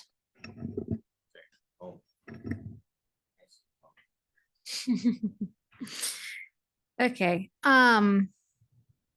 So like Renee, I am too conflicted. When I look at this house, I see sort of a perfect example of like a charming, mediocre home that was built in the time. Like it's just perfectly not special. I don't know, but there's something charming about that, to me.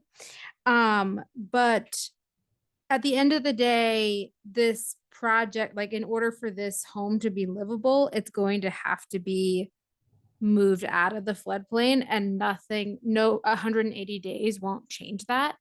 And so, thinking about what the ultimate outcome will likely be based on the cost of having to lift the home onto a foundation where it's safe enough to exist out of the floodplain. I believe that the ultimate outcome will be that it's not savable. And so I don't want to delay a project, and with increased inflation and construction costs, I feel like we're sort of just delaying the inevitable and making it more difficult for the property owners to live in a home that is safe. So I support approving the request. Thank you. And Renee, would you like to add any more comments? So that's a good point. Like, I just want to say, you bringing up that it's a good point. I do want to say that this like North neighborhood, we got all these like really good historic developments in the heart of the city of Boulder. But like back when there was the heart of the city of Boulder, the North neighborhoods were like one building and then like this big farmhouse type of feel, right? And one of my electricians is actually he's 5th generation, built the floodway by hand, that between on Iris, that he built that by hand. His great grandfather built that by hand. So like there's something to be said about giving this building just a little bit more time to see what maybe it's uncovered, because it doesn't have that same feel like we do downtown Mapleton, And so, but that also makes me want to, be like, are we keeping it? And is it time for it to go? But back then they were just little tiny buildings, and and we just found out by Claire's small digging, like there was this great woman here that lived here. And if they wanted to be a historic landmark, we would have looked further into it, and we might be proposing it to be a landmarked building. So. Well, and now we know about the sheriff and the whiskey.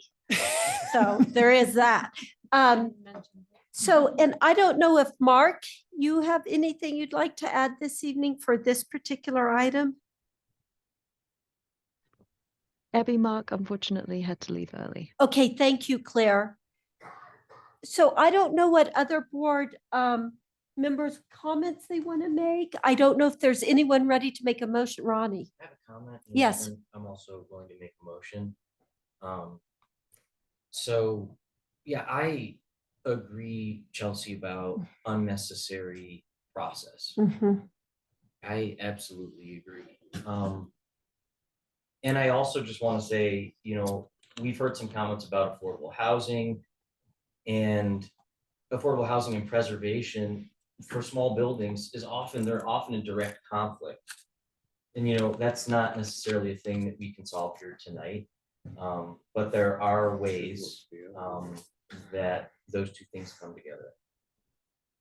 And I will just say one little way that we do have in our city and that we have seen on properties with small buildings that have similar qualities is sorry if you couldn't hear me. What I was saying is one mechanism that we have used that's part of the preservation program and broader to our community is accessory dwelling units.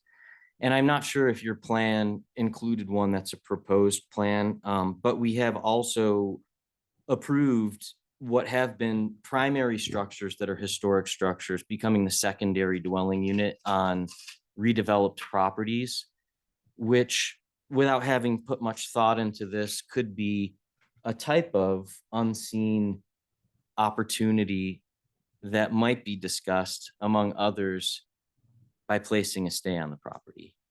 I recognize that what I'm saying might not even be feasible or desirable, but I do know that you could probably preserve the house and put a larger primary structure behind it if the owners were interested in that, meet preservation goals, not do significant improvements to the small existing structure that would be, let's just say, unwise, for the budget, forget preservation and other things, or just like financially, and check a bunch of boxes. I don't know if that is going to even be a discussion in the future, but I would like to make a motion. Can I just ask a quick question about that? So if they, I'm not sure, do the limits around if it needs to come into compliance with the flood zone, is that for the property level or is that for the building?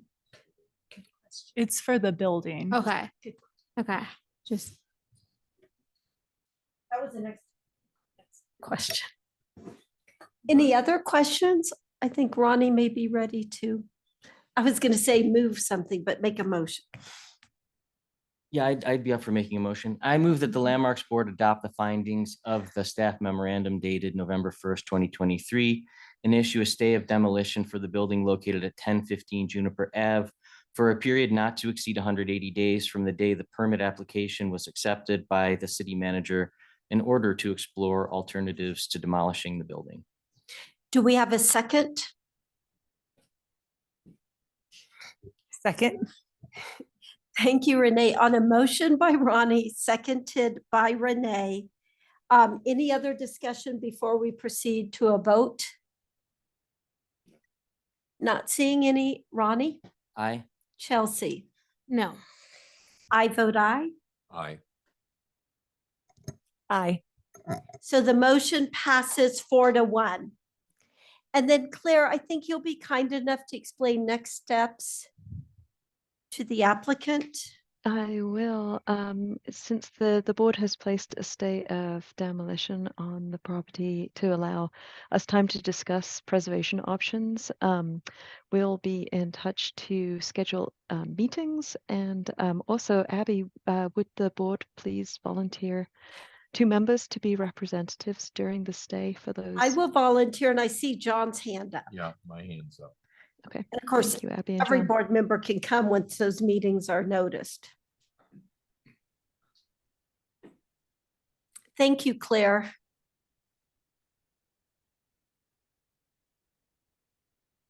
So I believe it's time to move on to item 5C.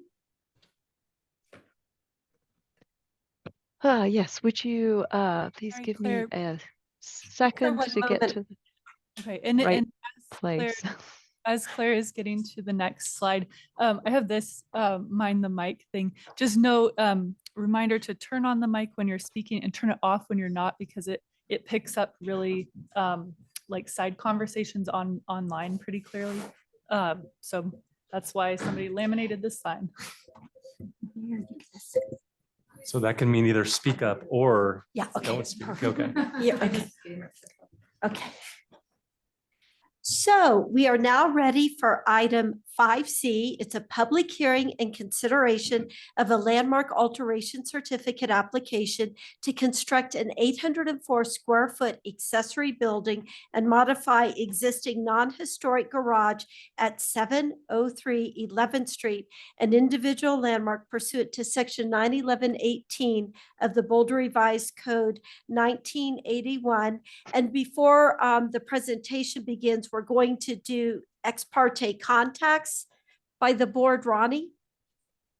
None. Chelsea? No. I have none. I have none. I am the architect on the site, so I am I am recusing myself. Thank you, Renee, and we'll look forward to having you joining us remotely for matters. Good night. Yeah, good night. Don't look so excited. No. Thank you, Renee. Yeah. Yeah. Oh, I'm working on it. Yeah. No, I just remembered. I'm just stretching my legs, Abby. Okay. So don't mind me. I'm just. Before we begin with the staff presentation, do we need a 5-minute break? Is everybody good? I could use a break. A quick one would be good, yeah. Okay, so I have 8:13, so we'll return at 8:18 p.m. I'm not good at math. Thank you, guys.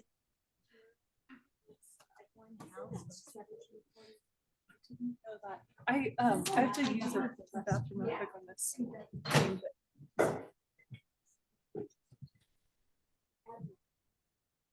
Oh, sorry.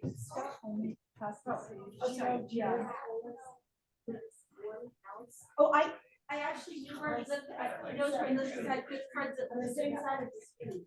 Yeah.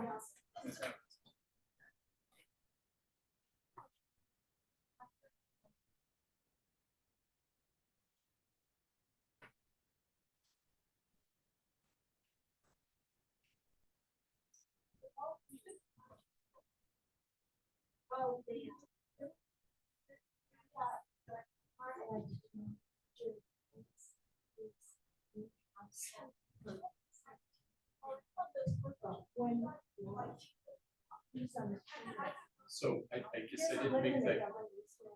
Yeah, I guess I didn't make the connection. I knew he lived in that complex. But I put together, this is right there. Yeah. Yeah. Yeah.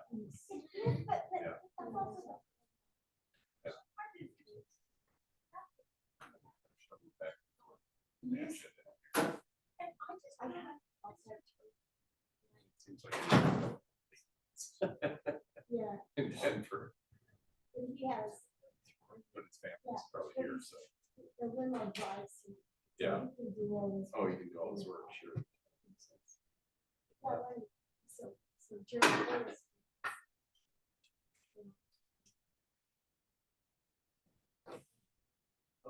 So one lot is in between. Yeah. Was it Kenny before you came?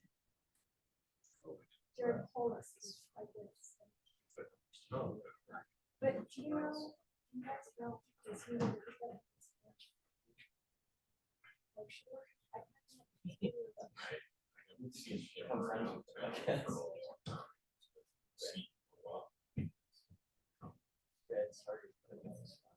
No, you're absolutely free to do that, and I never am shy about saying I don't know. That's okay, you know. But it's good if the information's in the. So. So we can see you guys.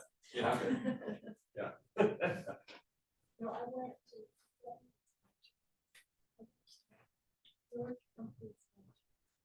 Here.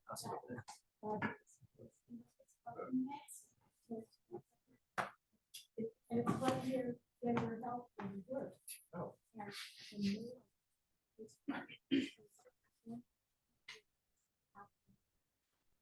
So I watched.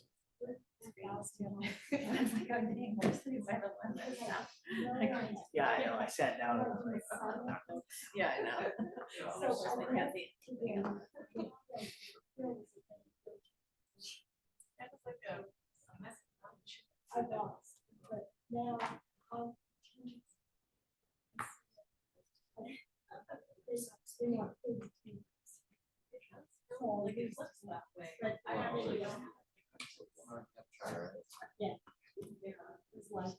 Don't ever ignore it.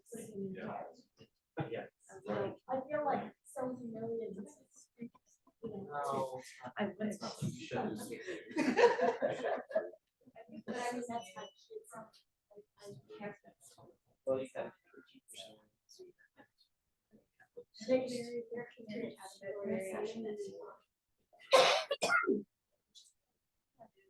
I heard it once. Yeah, I remember. Video. We're seeing that. Which can see very well back there. Oh,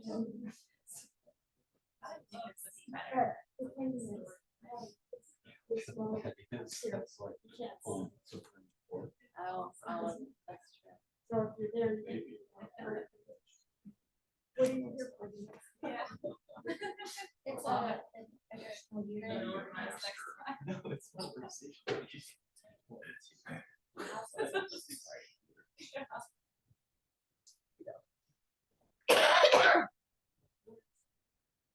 It's under 11th Street. Oh, yeah. A curb? I don't know. Spittoon.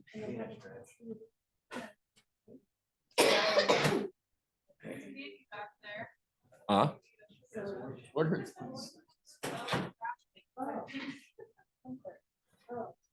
Spittoon. People that are.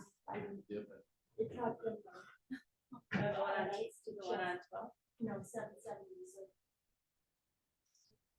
I talked about it. Because that's. We got general on elements.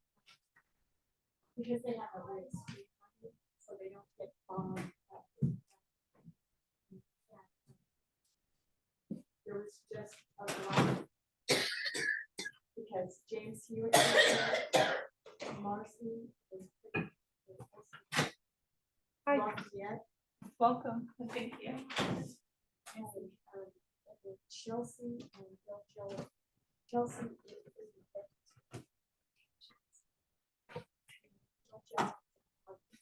Is that supposed to be like someone testing the mic? I think so.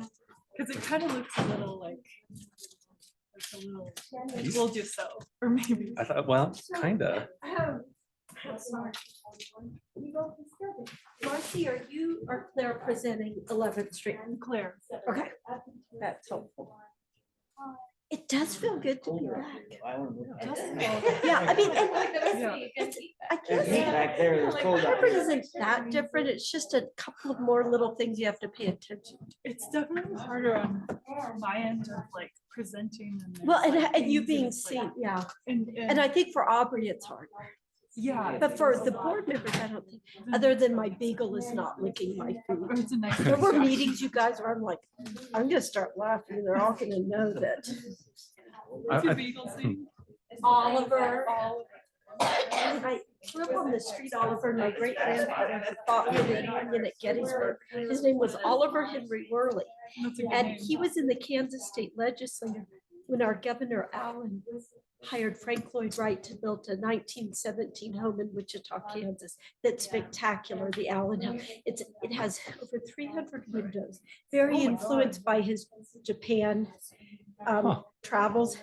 And it's one of the first where he built like a driveway and like a carport, you know, he really embraced the automobile. Okay. About right. Huh? Talking about right. Yeah, my hometown there. By reading that thing. But one was the governor. And his wife was really nice. They hired the best architect. And Not he the would- he one the would- Cokes are No, it's a museum. I mean, it's a house. But what's fascinating, would travel from Taliesin west to Arizona and stopping. Okay. with. Oh, yeah, of course. Makes So, sense. Aubrey, you good? There's more anxiety than being. Okay, we'll now resume the meeting. Don't make me use the gavel. No, I'm kidding. We'll resume the meeting at 8:18, or excuse me, 8:21 PM. And Claire, I understand you'll be presenting. Yes, thank you, Abby. As you mentioned, this is a public hearing and consideration of a landmark alteration certificate application for the construction of a new accessory building and modifications to an existing garage. I'll go through the quasi judicial hearing procedures again. All speaking to the item will be sworn in. Board members have already noted their ex parte contacts. I will give the staff presentation next. After that, the board may ask questions. The applicant will have 10 minutes to present to the board, and the board may ask questions. Jim, the applicant, is here with us virtually, hopefully still from Italy, to make us all jealous. We'll then open the public hearing. After all members of the public have made comments, the applicant may respond to anything that was said. We'll then move on to board deliberation, and a motion requires an affirmative vote of at least 3 members to pass. The motion will state findings, conclusions, and a recommendation, and then a record of this hearing is available as a video recording and in the records archive within 28 days, usually sooner.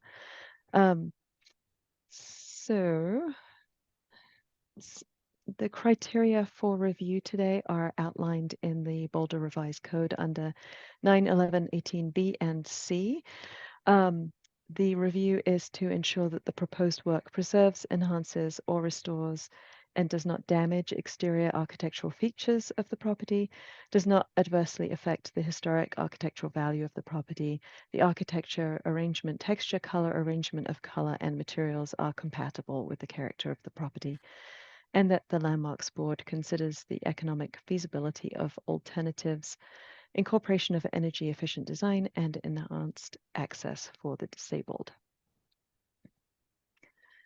The board's options for today are to approve the application. This is subject to a 16-day City Council call-up period where City Council can choose to review the application. The board may also deny the application, which would be subject to a 30-day period in which City Council could review the decision. And this is the applicant's appeals process. However, a denial would mean the applicant could not submit a substantially similar application within 12 months. So if the board is heading in that direction, they usually give the applicant an opportunity to withdraw. So this is a proposed new building larger than 340 square feet. So the Boulder Revised Code requires the proposal to come directly to the full board for a quasi-judicial public hearing. And that's where we are today. So this is the Eckley House. It's located on the corner of 11th Street and Baseline Road at 703 11th Street. So this is Baseline here. This is 11th. The front of the house faces east onto 11th here.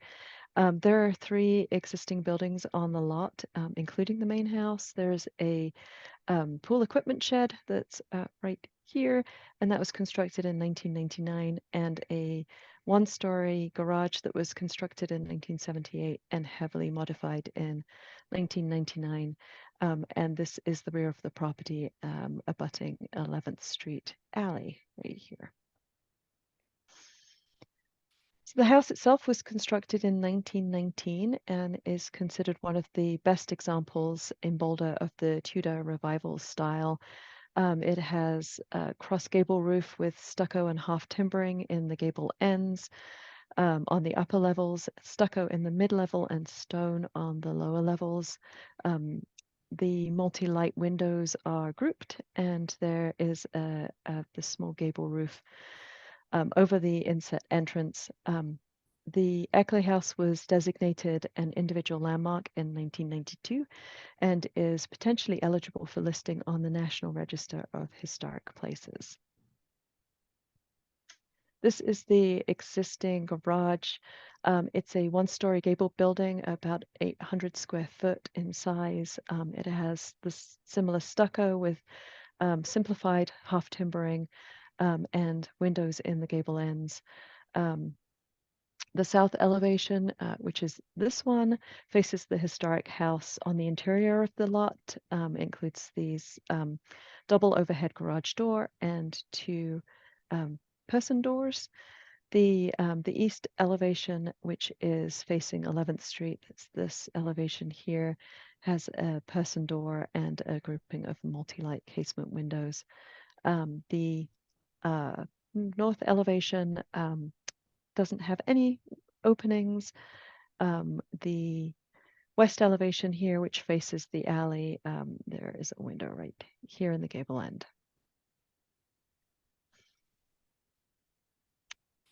So this is the proposed work on the site plan, and this is the footprint right here of the proposed new building. You can see this is a pretty large lot, so I cut off half of it to fit it onto the presentation, so you could actually see what you're looking at. It's a 22,420 square foot lot. This is the historic house here, with the main entrance right here. The pool equipment shed is here, and this is the existing garage. So this shows the proposed 804 square foot detached accessory building. It's got an approximate 33 foot by 24.5 foot footprint. The east elevation of this proposed is visible from 11th Street, which is just here, but it's set back about 60 feet from the public right of way. This is the same plan to show you the proposed patio and walkway to the east side of the accessory building. The land actually slopes pretty steeply to the northeast corner of the lot, which is it has this existing retaining wall and steps. These steps go up to this area, which is lot 31. So it's a portion of a lot right here. These retaining wall and steps are not proposed to change, but the proposal includes a new retaining wall around this patio because of the steepness of the slope right here. And also a retaining wall on the west side right here, which we'll look at in elevation. The proposal also includes modifications to the existing garage, which we'll also see in the elevations. Oh, and I should mention that there are no proposed changes to the existing brick driveway, but a new walkway right here. So this is the, excuse me, I have an alarm going off. Okay. This is the existing site. There are no proposed changes to the brick driveway, as I mentioned, or the mature trees on the site. The landscaping that's east of the existing garage is proposed to be removed. And the two trees that are shown on the site plan that would be removed are these little guys. There's one here and there's another one next to it here. So not these large mature trees. It's just they're kind of shrubs. So the proposed new building is 804 square feet. It's a one-story frame accessory building with a side gable roof that's clipped on the north. The building includes a pair of gable wall dormers with windows in the gable ends and some simplified half timbering. The entire building is proposed to be stucco. The windows are proposed to be wood with the smaller upper windows in the gable ends. They're horizontally oriented and fixed. There's no floor up there. That's just for light. The lower level windows are divided light and casement. So this is the east elevation facing 11th Street. You can see that this is the main house and the front entrance right here. This elevation would include this trio of French doors with divided lights, which open up onto that patio, surrounded by the that wall there. The doors are minimally visible from 11th Street due to the grade. The proposed wall will be similar in materials and construction to the existing perimeter wall, which was added in 1999. The building overall proposed to include architectural details that are reflective of the primary structure, including the 12-9 pitch of the gable roofs, the half timbering, the stucco, the tall and narrow divided light windows with horizontal fixed windows in the gable ends, and the wall and roof color are proposed to match the historic house. So moving around the new building, which we'll focus on, and we'll get to the existing garage in a sec. But the proposed new building shows the main gable roof here, because of the elevation, is quite low down. This is the main gable. We don't have the retaining wall drawn on this elevation, and we'll get to that in a second. So this shows the main gable roof with the half timbering detail, the window centered in that gable end, and there's a lower level window that's also centered and is a trio of casement windows. You can see that the dormers on the east and west elevation are lower than the main ridge line. And so this is the retaining wall in detail. It's proposed to extend about 6 inches above the ground with an additional, you can see it here, safety rail on top. So this is where the grade is dug in and the retaining wall added. So you can see that you can actually walk underneath the eave of the roof right here. Right, this is the west elevation, and this side is minimally visible from the alley. You can see the existing garage in the front of the building as the dotted line, kind of in silhouette there.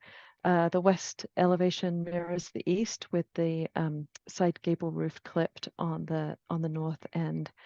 There's a pair of gable wall dormers with the fixed windows in the gable ends and that half timbering. And then on this elevation, the lower level windows are the same trio of divided light casement. And this is the retaining wall. You can see the steps going down with the entry door down here. And we do have a retaining wall detail that shows that handrail on the top. And the steps going down. All right, and then this is the north elevation. This is the view from the adjacent lot, so no public visibility. This shows the clipped main gable, which is kind of difficult to understand in the elevation. So I have some 3D models to show you too. On this elevation, there are proposed 2 groups of those trios of casement windows. So this is the clip gable. This is that same elevation that we're just looking at, that north side. You can see the peak of the main gable, the ridge of the main gable is right here. So these are the gable dormers, and they are clipping the main ridge right there. And again, if you look on which side, this side here, you can just see the ridge right here. This again is that north side. Um,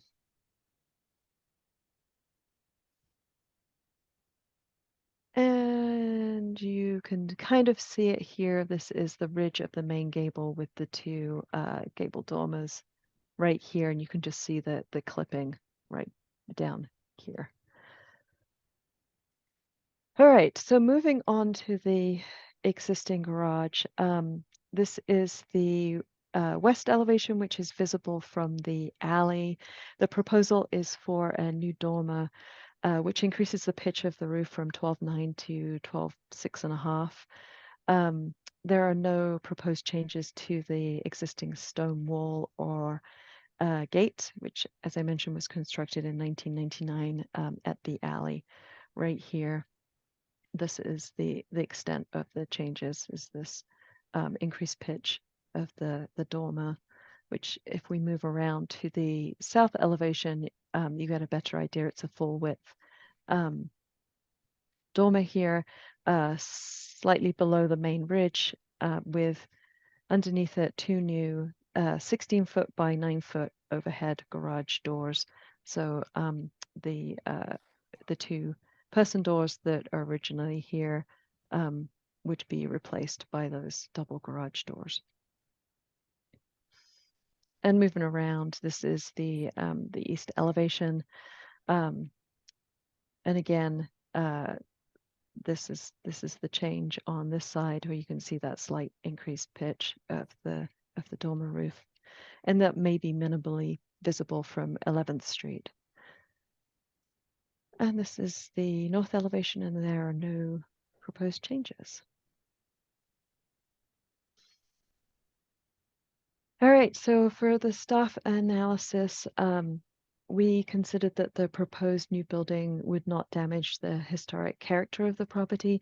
Although it is large for an accessory building, it is still subordinate to and set back from the existing house due to the large size of the lot. And as proposed, it does not obscure the historic house from the public right-of-way. And the mature spruce tree that's along 11th Street is proposed to be retained.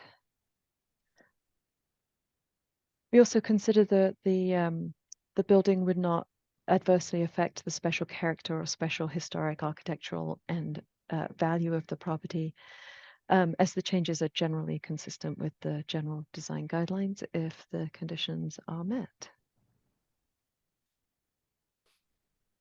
We thought that the proposed new structure is subordinate to the designated property and compatible with it. The architectural style of the new building is generally simpler in design. Information specific to economic feasibility of alternatives and incorporation of energy efficiency design and enhanced access for the disabled was not submitted with the application. So the a summary of the design guideline analysis, which was included in the packet, is that the new detached accessory structure and modifications to the existing garage are appropriate, as the proposed new building is set back from 11th Street and will not obscure views of the house from the public right-of-way. The design of the new accessory building is generally subordinate in massing to the primary structure, and the detailing is generally simpler than the main house and reflective but not replicative. Due to the large size of the lot, the backyard space is retained. And as the existing garage was constructed in 1978 and heavily modified in 1999, it is therefore non-historic. So the addition of that low-pitched dormer on the south elevation would not detract from the overall historic character of the property. Some areas that we thought warranted additional discussion by the board were the retaining walls. The guidelines state that regrading and the introduction of new retaining walls is inappropriate. However, the new retaining wall would not damage the historic structure or obscure views of the historic house, so it may be appropriate in this location. The simplified half timbering may be distinct enough from historic half timbering to not mimic and create a false historical appearance. The existing non-historic garage includes the same simplified half timbering. Because of the grade, the placement of the windows on the south elevation appear lower than traditionally found, mainly because the house is partially underground at this elevation. That's this one here. However, this elevation is interior to the lot and has minimal visibility from the public right-of-way, so the proposal may be appropriate in this case. So staff's recommended motion is to approve the application with conditions that can be reviewed at the LDRC, as we found it generally consistent with the guidelines. The conditions of approval would include a grading plan and details of the retaining walls, as well as materiality of the walkway and patio to review, permeability, windows and door details, and details of stucco and other finishes. And to summarize staff's findings, if the stated conditions are met, the proposal is generally consistent with the general design guidelines and will generally comply with sections 2.0 and 3.3 of the general design guidelines and section 91118B3 of the Boulder Revised Code, in that the proposed work will not damage the historic character of the landmark property, will preserve and will not damage or destroy the exterior architectural features of the property. The architectural style, arrangement, texture, color, and arrangement of color and materials used will be compatible with the character of the existing building and its site, and the proposed work will not adversely affect the special character or special historic, architectural, and value of the landmark property. So that's the end of staff's presentation. This is a reminder of the next step in the process. The applicant has up to 10 minutes to present to the board. The board may ask questions, and then we'll hear comments from any member of the public who wishes to speak. The applicant may have additional time to address anything said during public comment, and then the board will deliberate. I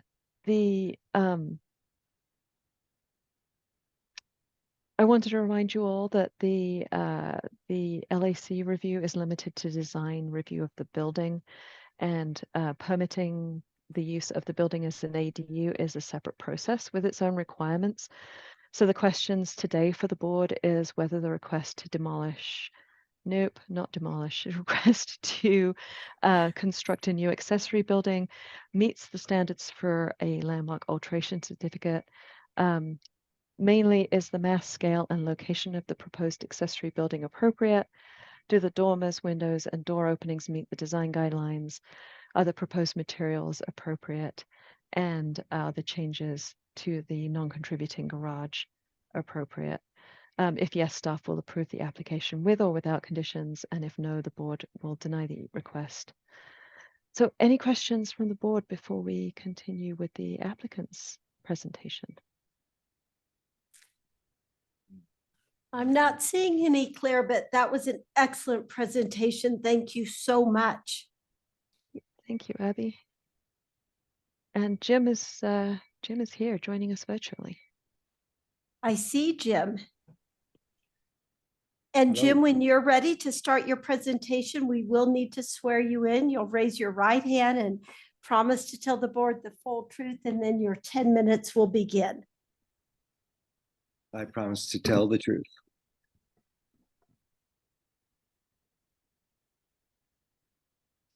So I think that Damon Vangelis, the owner of the property, would like to get up and say a word. Is that still going to be the case?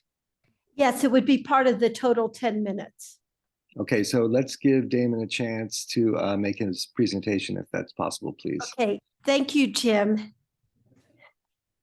And I'm going to ask you to raise your right hand. Thank you. And state your full name, and then the 10 minutes will begin. Sure.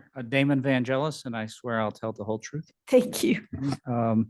Appreciate the opportunity this evening, and I think I want to focus my comments on just sharing this is our first, well, we've owned the main home for 12 years. And we, when we bought the home, to know you're buying a historic landmarked home, we know that comes with certain responsibilities. And we've taken those responsibilities very seriously to preserve the property. And going through this process with staff and with this board, I want to share just our sense of gratitude that it's been a very collaborative process, and appreciate the work that staff has done and that the seriousness with which you're taking this. John Eckley, who built the house, if you don't know, he was the chair of the chemistry department at CU. He was also the state chemist. He also, I guess, a virtuoso. He was the architect of the house. We've gotten to know Boulder history. We've been very careful with the idea behind this ADU to be consistent with it, and appreciated the staff's collaboration so that we can execute in a way where it's something that meets the standards, the high standards we all hope it will be. And there was a 79-page document that was created by staff.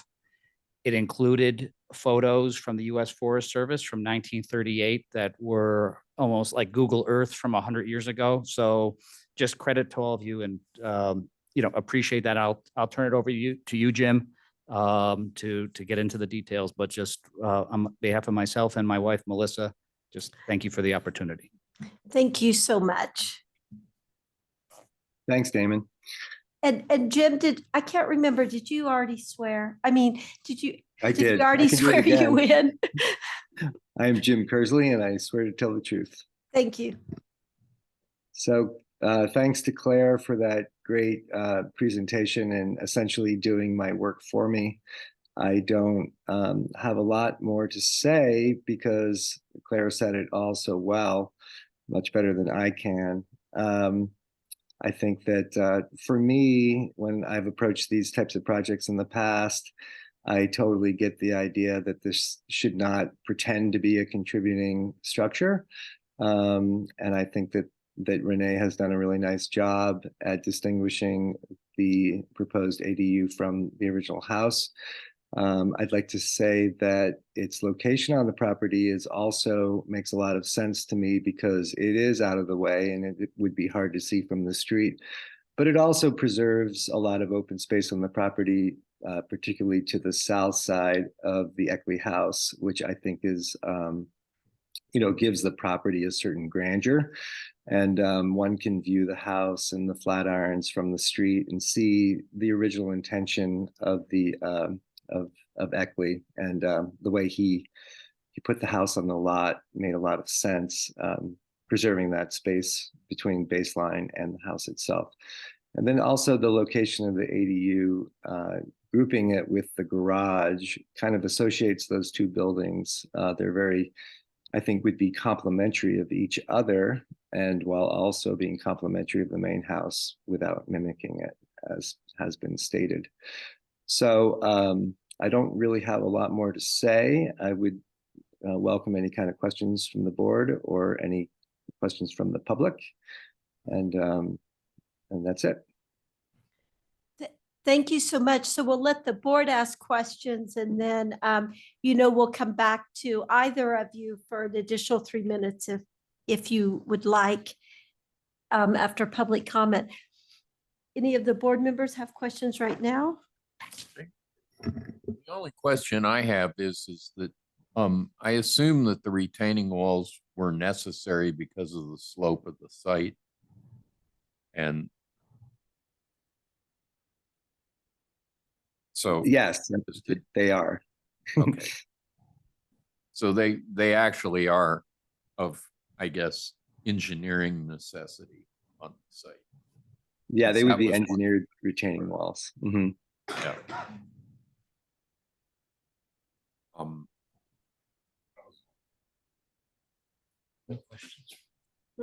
It's not really necessarily in the purview of how we're making decisions, but I am curious what the ADU is going to be used for. Or I don't know who should answer. Damon may be better at answering that question, but I do know that Damon's and Melissa's parents are well, here comes Damon.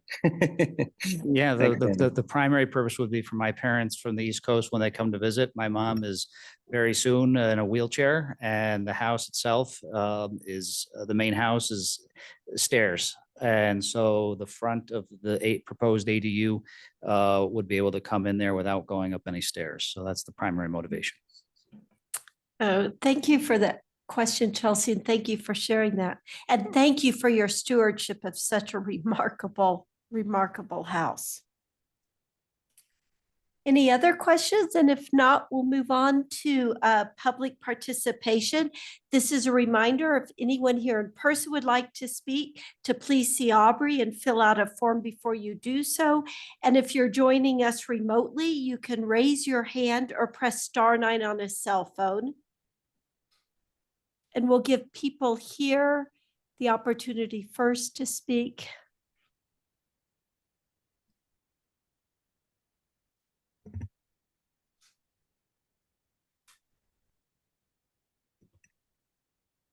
All right, so we will have Lynn Siegel speak first in person. And we do have another speaker here present, but they have requested to go after a virtual public comment attendee. So we will do it that way.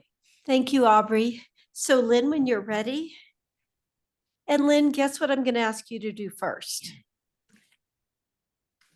I swear to tell the truth to the best of my knowledge. And state your whole name and then you may begin. Lynn Siegel. Yeah, I guess I'm missing this house up with another one because I remember there was one that's very similar that was to be, it was student housing. Maybe that, you probably remember it. The same kind of design and stuff, but the main house is for you guys, right? Okay. I'll have to go ride my bike around there. Like, I'm going to have a lot of riding to do tomorrow to go on Juniper too. Anyway, so yeah, I think this is perfectly fine addition. It's a very commendable reason for your mother to get there. I hope that you can accommodate like Airbnb or something on the times that they aren't there so that the place can be used to the max, since probably coming up, we're going to have absentee taxes or something coming up, just so you know. But yeah, so I would suggest that those small trees get replanted if possible, if they're small trees, or if they're, you know, restorable landscaping shrubs or whatever. That would be nice. Maybe you could reuse them on the property. And yeah, it looks great. And I'm so impressed because my brother graduated in chemistry. You get a Bachelor of Arts in chemistry at CU. I never could understand that, but he was a water chemist for the city of Boulder for years and years, up at the water treatment plant, Brad Siegel. And so I appreciate chemistry. My dad was mechanical engineering in 48 to 52. And then I was born in 53 in California. So I appreciate the considerations you did of the, you know, I don't care about the window being lower. Actually, I'm really glad about that because it's using more natural geothermal energy of the house being depressed, and that's great. I just can't afford geothermal for my place yet. I'm wishing the city of Boulder will give me subsidies for that because it's like $80,000, and they're going to give me some Excel heat pumps, but then I'm going to be supplying Excel, so probably won't turn them on very much. But I'm cold in the winter, but I somehow got down here anyway, because when you're at 45 degrees in the part of the house where I'm at, you don't want to go out and be colder. But doing the best I can. Had Vietnam thing tonight, so I appreciate your accommodation since I can only go so fast on my non-electric bike, and at least I get some exercise, so my healthcare won't be a disaster for the whole Thank you. economy. Thank Thanks a you, lot. Lynn. Support it. Sounds good. Thank you.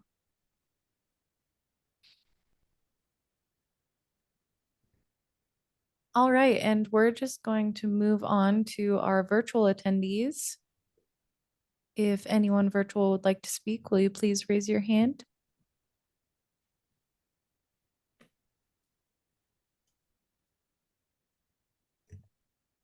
I think that's it for public comment. I'm not seeing any raised hands. Okay, thank you. And I'm sorry, did you say you had someone who wanted to speak after? I did, and sorry, let me clarify. She would like to not speak. Okay, thank you, anymore. thank you. I just wanted to be sure we gave everyone an opportunity if they wish to speak. So thank you. So we will close public comment for this hearing. So Jim or Mr. Vangelis, if you have anything else you'd like to add, you would have an additional 3 minutes. Damon, I don't know if you do.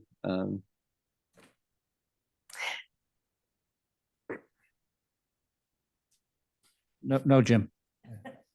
I think if you have anything to add. No, I liked Lynn's comments there.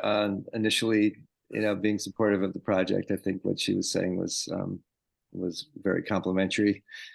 And if you want to see what it looks like to be staying in a cave in Italy, literally, they've turned all these old caves into B&Bs and whatnot. It's pretty fabulous. So now you can really be jealous. Well, That was not probably showing you much, but I'm very jealous. What time is it there? oh, it's just 4 a.m. It's no big deal. Well, I'm very impressed with your dedication to join this, whether you're going No. to bed or getting up right now. Thank I'll probably you. go back to bed for a little while. Live in a cave in Italy.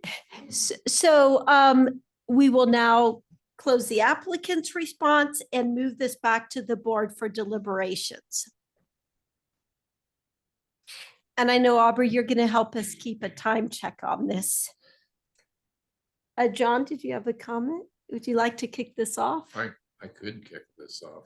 I saw you kind of I'm reach gonna- over. Oh, well, I just turned my mic Oh. on. But being tagged, I believe that, first of all, I agree with staff's recommendation on this. And I believe that this meets all the criteria that we've been using to judge these types of alterations. The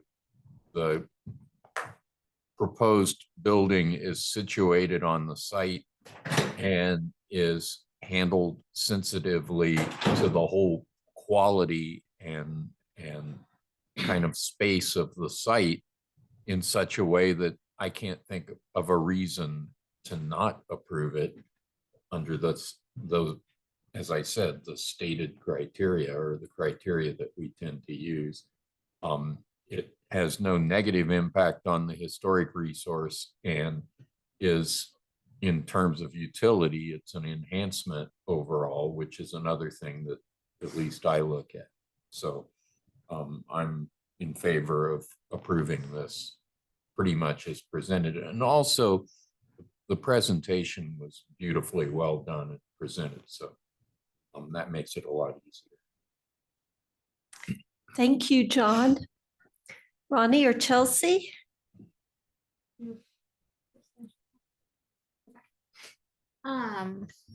Yeah, I'm really glad to support this project.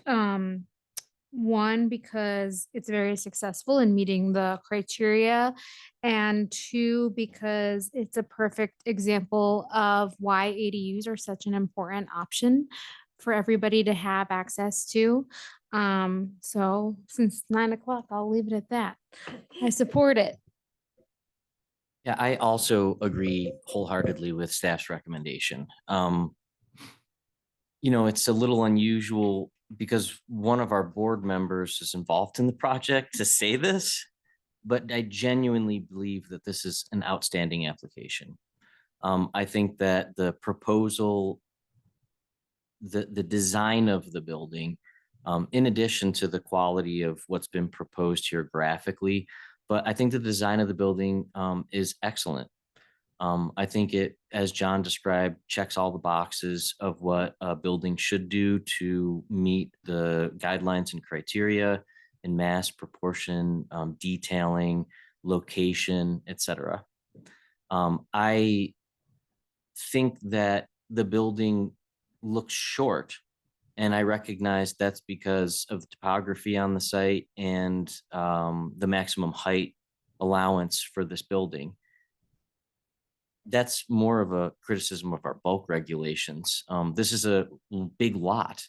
And in some ways, this second structure, which is more like a third structure, sits in a location on the lot that's almost a hybrid of being an accessory building and also being like another principal building that's kind of near the street. I'm only saying that because that was the one thing when I looked at this that I said, you know, it looks like it deserves to be a little taller, but it can't be. Anyway, I think that this is an excellent proposal, and I also am grateful for your preservation efforts on the landmark structure on the property. So I will agree with staff, and I vote in that direction. So I would never want to say that in a particular meeting, we're saving the best for the last, but this really is a special project. And again, I just want to echo your stewardship of this and your understanding that you bought an individual landmark and a fabulous home, and the way you honor that and have been willing to work with the staff especially, and then now with us on the board. And I feel like what I always look for in something like this is the subordination, and that just was, you know, beautifully achieved in this, and the size of the lot really does help with that. I do think that, you know, like Chelsea, ADUs just mean the world to me. And I think it's important in Boulder that we embrace them and support them. And, you know, whenever we've had something come before us, maybe another treasured historic home like yours, where someone wants to age in place, I'm glad that your ADA is going to allow people to visit with ease. And I think that's very important. And I think we need to champion that every chance we get. And this is a wonderful thing. And I applaud you. Your words, Claire's excellent presentation, the staff memorandum. This has just been one of those things where it reminds me why I want to serve on this board. So thank you. I don't know if there's any other comments. I don't know if we want to see Claire's list of kind of the motion with conditions. Sure, that'd be great to see. The other two comments that I have are kind of about some particulars. I think that the modifications to the existing second building are also approvable, and I think that they're well designed. And I think that the proposed additional retaining walls and the purpose of them and the discrete locations of them are also approvable.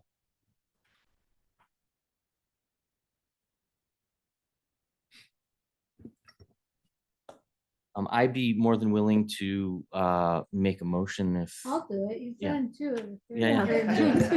Oh, and let me second it. No, I'm kidding. No.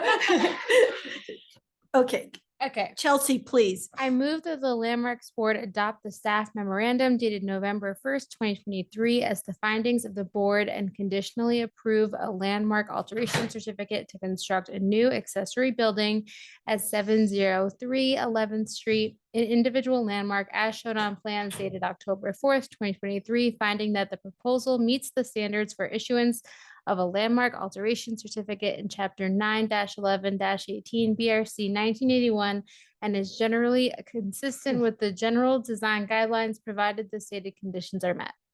I second that. So on a motion by Chelsea, unless there's any other discussion, any other changes to that motion? Motion by Chelsea, seconded by me. We'll take a roll call vote. Chelsea. Aye. John. Aye. Ronnie. Aye. And I vote aye, so the motion passes unanimously. And I think, Claire, will you go over the very next steps? Yes, I would love to. So the deadline for City Council to review the decision is November 17th. And that's a decision would be made at that time if the council wanted to call up the decision and review it. If it is called up, then a hearing would be scheduled within 45 days, and we'd obviously be in touch about that. But if it's not called up by City Council, the conditions would be reviewed by the LDRC. So after the call-up period has passed, we can just get those details in, and we'll schedule an LDRC Landmarks Design Review Committee meeting as soon as we get those additional items. So, and then once the conditions have been satisfied with the committee, the LAC will be issued and you'll be on your merry way. So that is it. Thank you all so much. And I wonder how Renee would have voted. No. But thank you. Yeah. You said aye.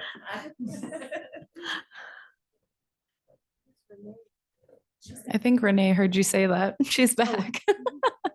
Hi, Renee. Thank you. Good night. Thank you so much.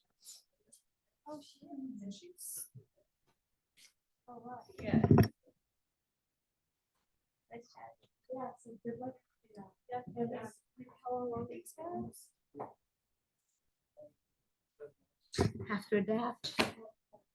Oh, there's Renee. Virtual. She looks like a preemie. No, this already, but great job. thank you. Yeah, well, the We didn't do anything. We just yeah, said- the staff really rocked it. And thank you to Aubrey for the great dinner. Yeah, thank you. Do we, Oh. You wish you were at a cave in Italy? No. I know. I wish I were. do we have, sorry, Abby, do we have anything under matters before we wrap up? It says, let's move on to matters and that debrief of the first hybrid meeting. Great. And that's what's it. The only thing I would add is that this Friday, I'm going to Washington, DC, and thanks to working with staff, especially a shout out to Aubrey, I will be attending the National Trust for Historic Preservation Conference in DC next week. And I've lived there 10 years. I still have family there. So I'm really excited. I'm excited about that conference. And I'm trying to attend a study session all day Friday, the 10th, that is on a field site on the National Mall to learn how to do cultural landscape assessments. Well, I mean, I won't really walk away knowing how to do one, but I'll learn much more about it to understand as you know, we have one that we'll be seeing at some point down the road. So thank you. And the only thing I had under matters was just a thank you to the board for having a retreat 2 weeks ago. Thought that was a really wonderful conversation, and we have a retreat summary drafted that we'll include in the December packet. Would that, sorry, Go ahead. No, go oh, ahead. would that include a follow-up? Because I know we talked about the need for more discussion, since we didn't really land on Oh, right. the exact direction that we were going with. Yeah, The I think LDRC? the direction that we landed on was those ones that we agreed to explore further. Right. So December will just be the summary of the meeting, Okay. and then we'll do the additional work later. Not to foreshadow the next meeting too much, but we have design guidelines to write between basically today and November 22nd for the whole civic area historic district. So that has to take. Oh, so 22, like in 21 days? Oh. But don't worry, I've been thinking about them. since- but putting In your something on paper- putting something on paper does need to happen relatively quickly. Gotcha. Okay. So It also sounds to me like a couple of people on that group have been involved in writing guidelines for other historic districts in Boulder. So you have a great group. I'm a very big proponent of not reinventing the wheel. And I think because of all the great research that we've done to better understand the history of the area, the guidelines actually, I think they've come a bit organically, Plus, in so many conversations I've had over the last 9, 10 months with different department reps, I feel like I'm not as worried as it might seem. They're coming together pretty organically. So are those guidelines ones that we would review at any Yeah. point? Okay. The Landmarks Board is actually the ultimate decision maker for design guidelines, not council. So you'll review a draft as part of the designation, and council will review a draft, but then it'll come back to you all for actual adoption after the designation is decided. But council can override our option.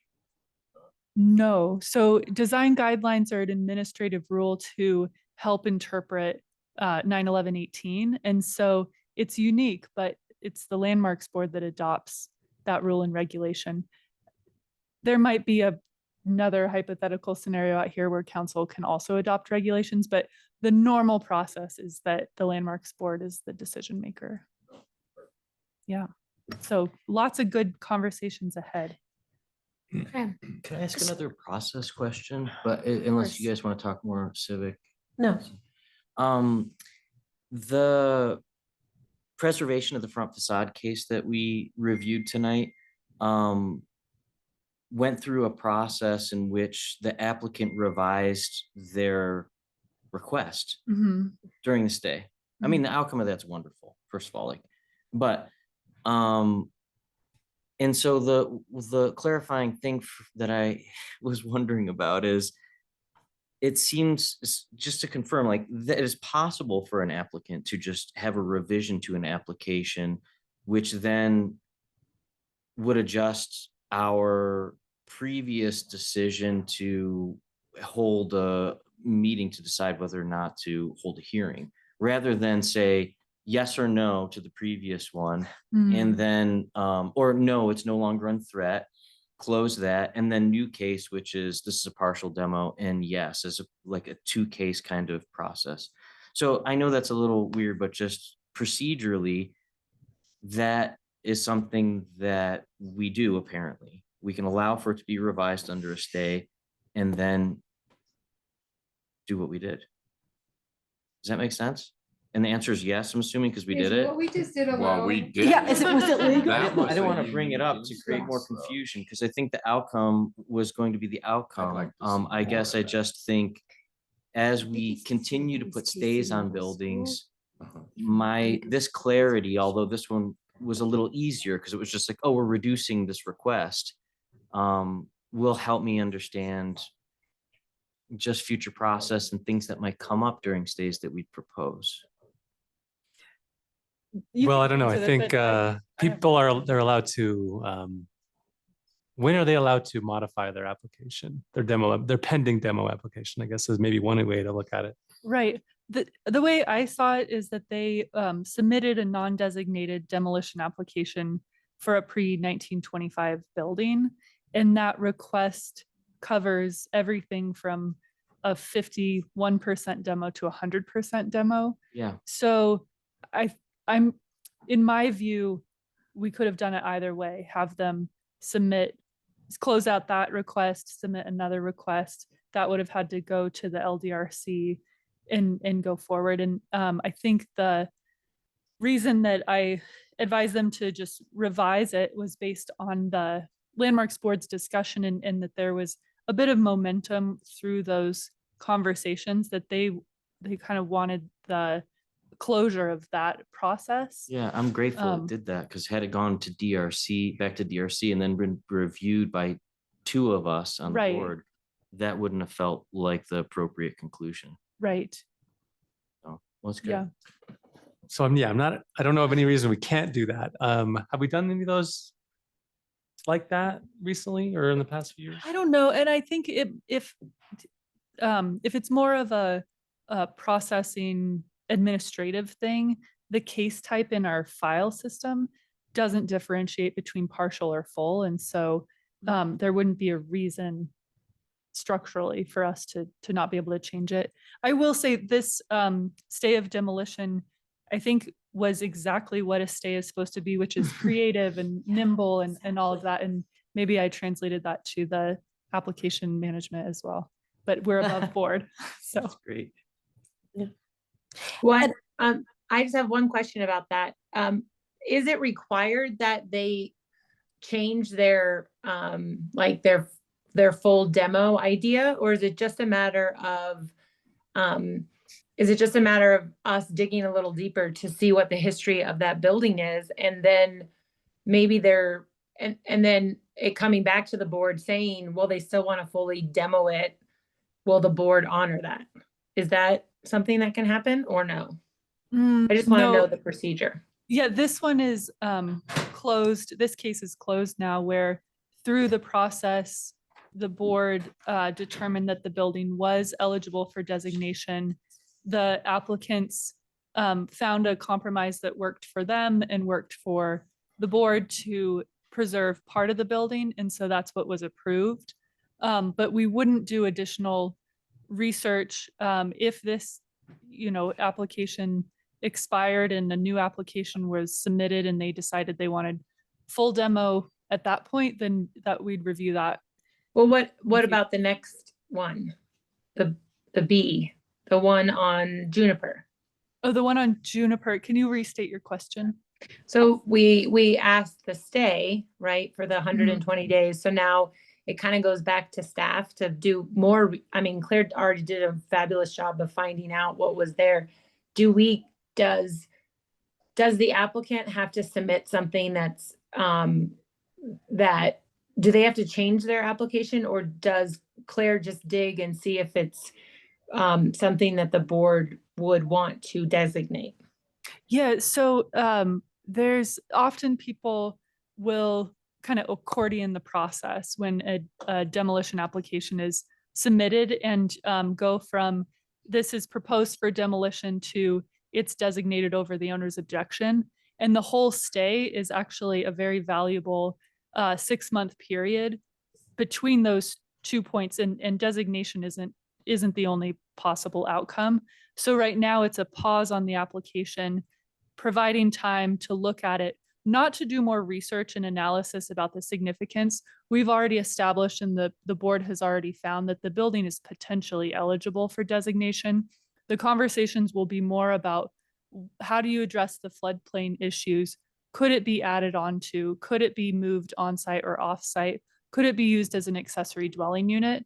And so hopefully we'll have collaborative and fruitful conversations. And then the outcome can either be, approval of the demolition or starting the landmark designation process.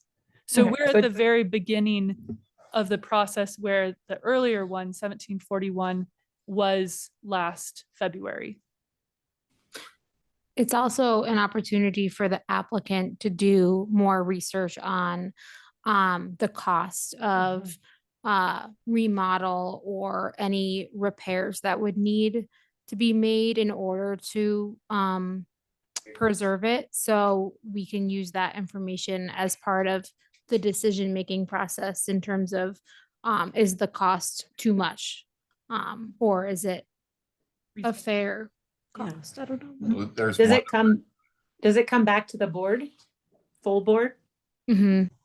There's a whole Oh, yeah, well, process of site because we either visits, lift which it can or be we- some of the more, I guess, creative and started, fruitful parts yeah, of it this, does where members of the board engage with the owners directly Okay. on site. And that's a big part of it in my mind, And part of the research. Okay. so Renee, we'll give an update. I'll learn. Yeah. Yeah, We'll that's No, you- good questions. We'll schedule these meetings with Abby, John, and the applicants and staff. And then at each meeting between now and the end of the stay, which is in March, we'll give an update on here's what we met and here's what we talked about or we didn't meet. And then the board technically has to vote for it to come back in front of you, because one option is just to let the stay expire. The board has to make a vote to either initiate landmark designation or to directly approve the demolition. So you'll get updates on that one over the next couple months, and then you'll have a decision in front of you of whether or not to hold another hearing. Okay. Great. So Marcy, because on the agenda it said quick debrief about this hybrid meeting, I'm thrilled to be back in chambers. And I just think what really meant a lot to me are the people who were here tonight and participated and spoke, but still had an option remotely. And there's such a difference when you have the applicant face to face. You know, it just, for me, I'm glad we're back. I know it's more work for staff right now. And I know there's a couple of things to iron out, but I was so impressed with how well, Aubrey, you handled all of this and juggled it, and how well Marcy, Claire, and you really made this run smoothly. Wonderful. And again, thank you for the dinner.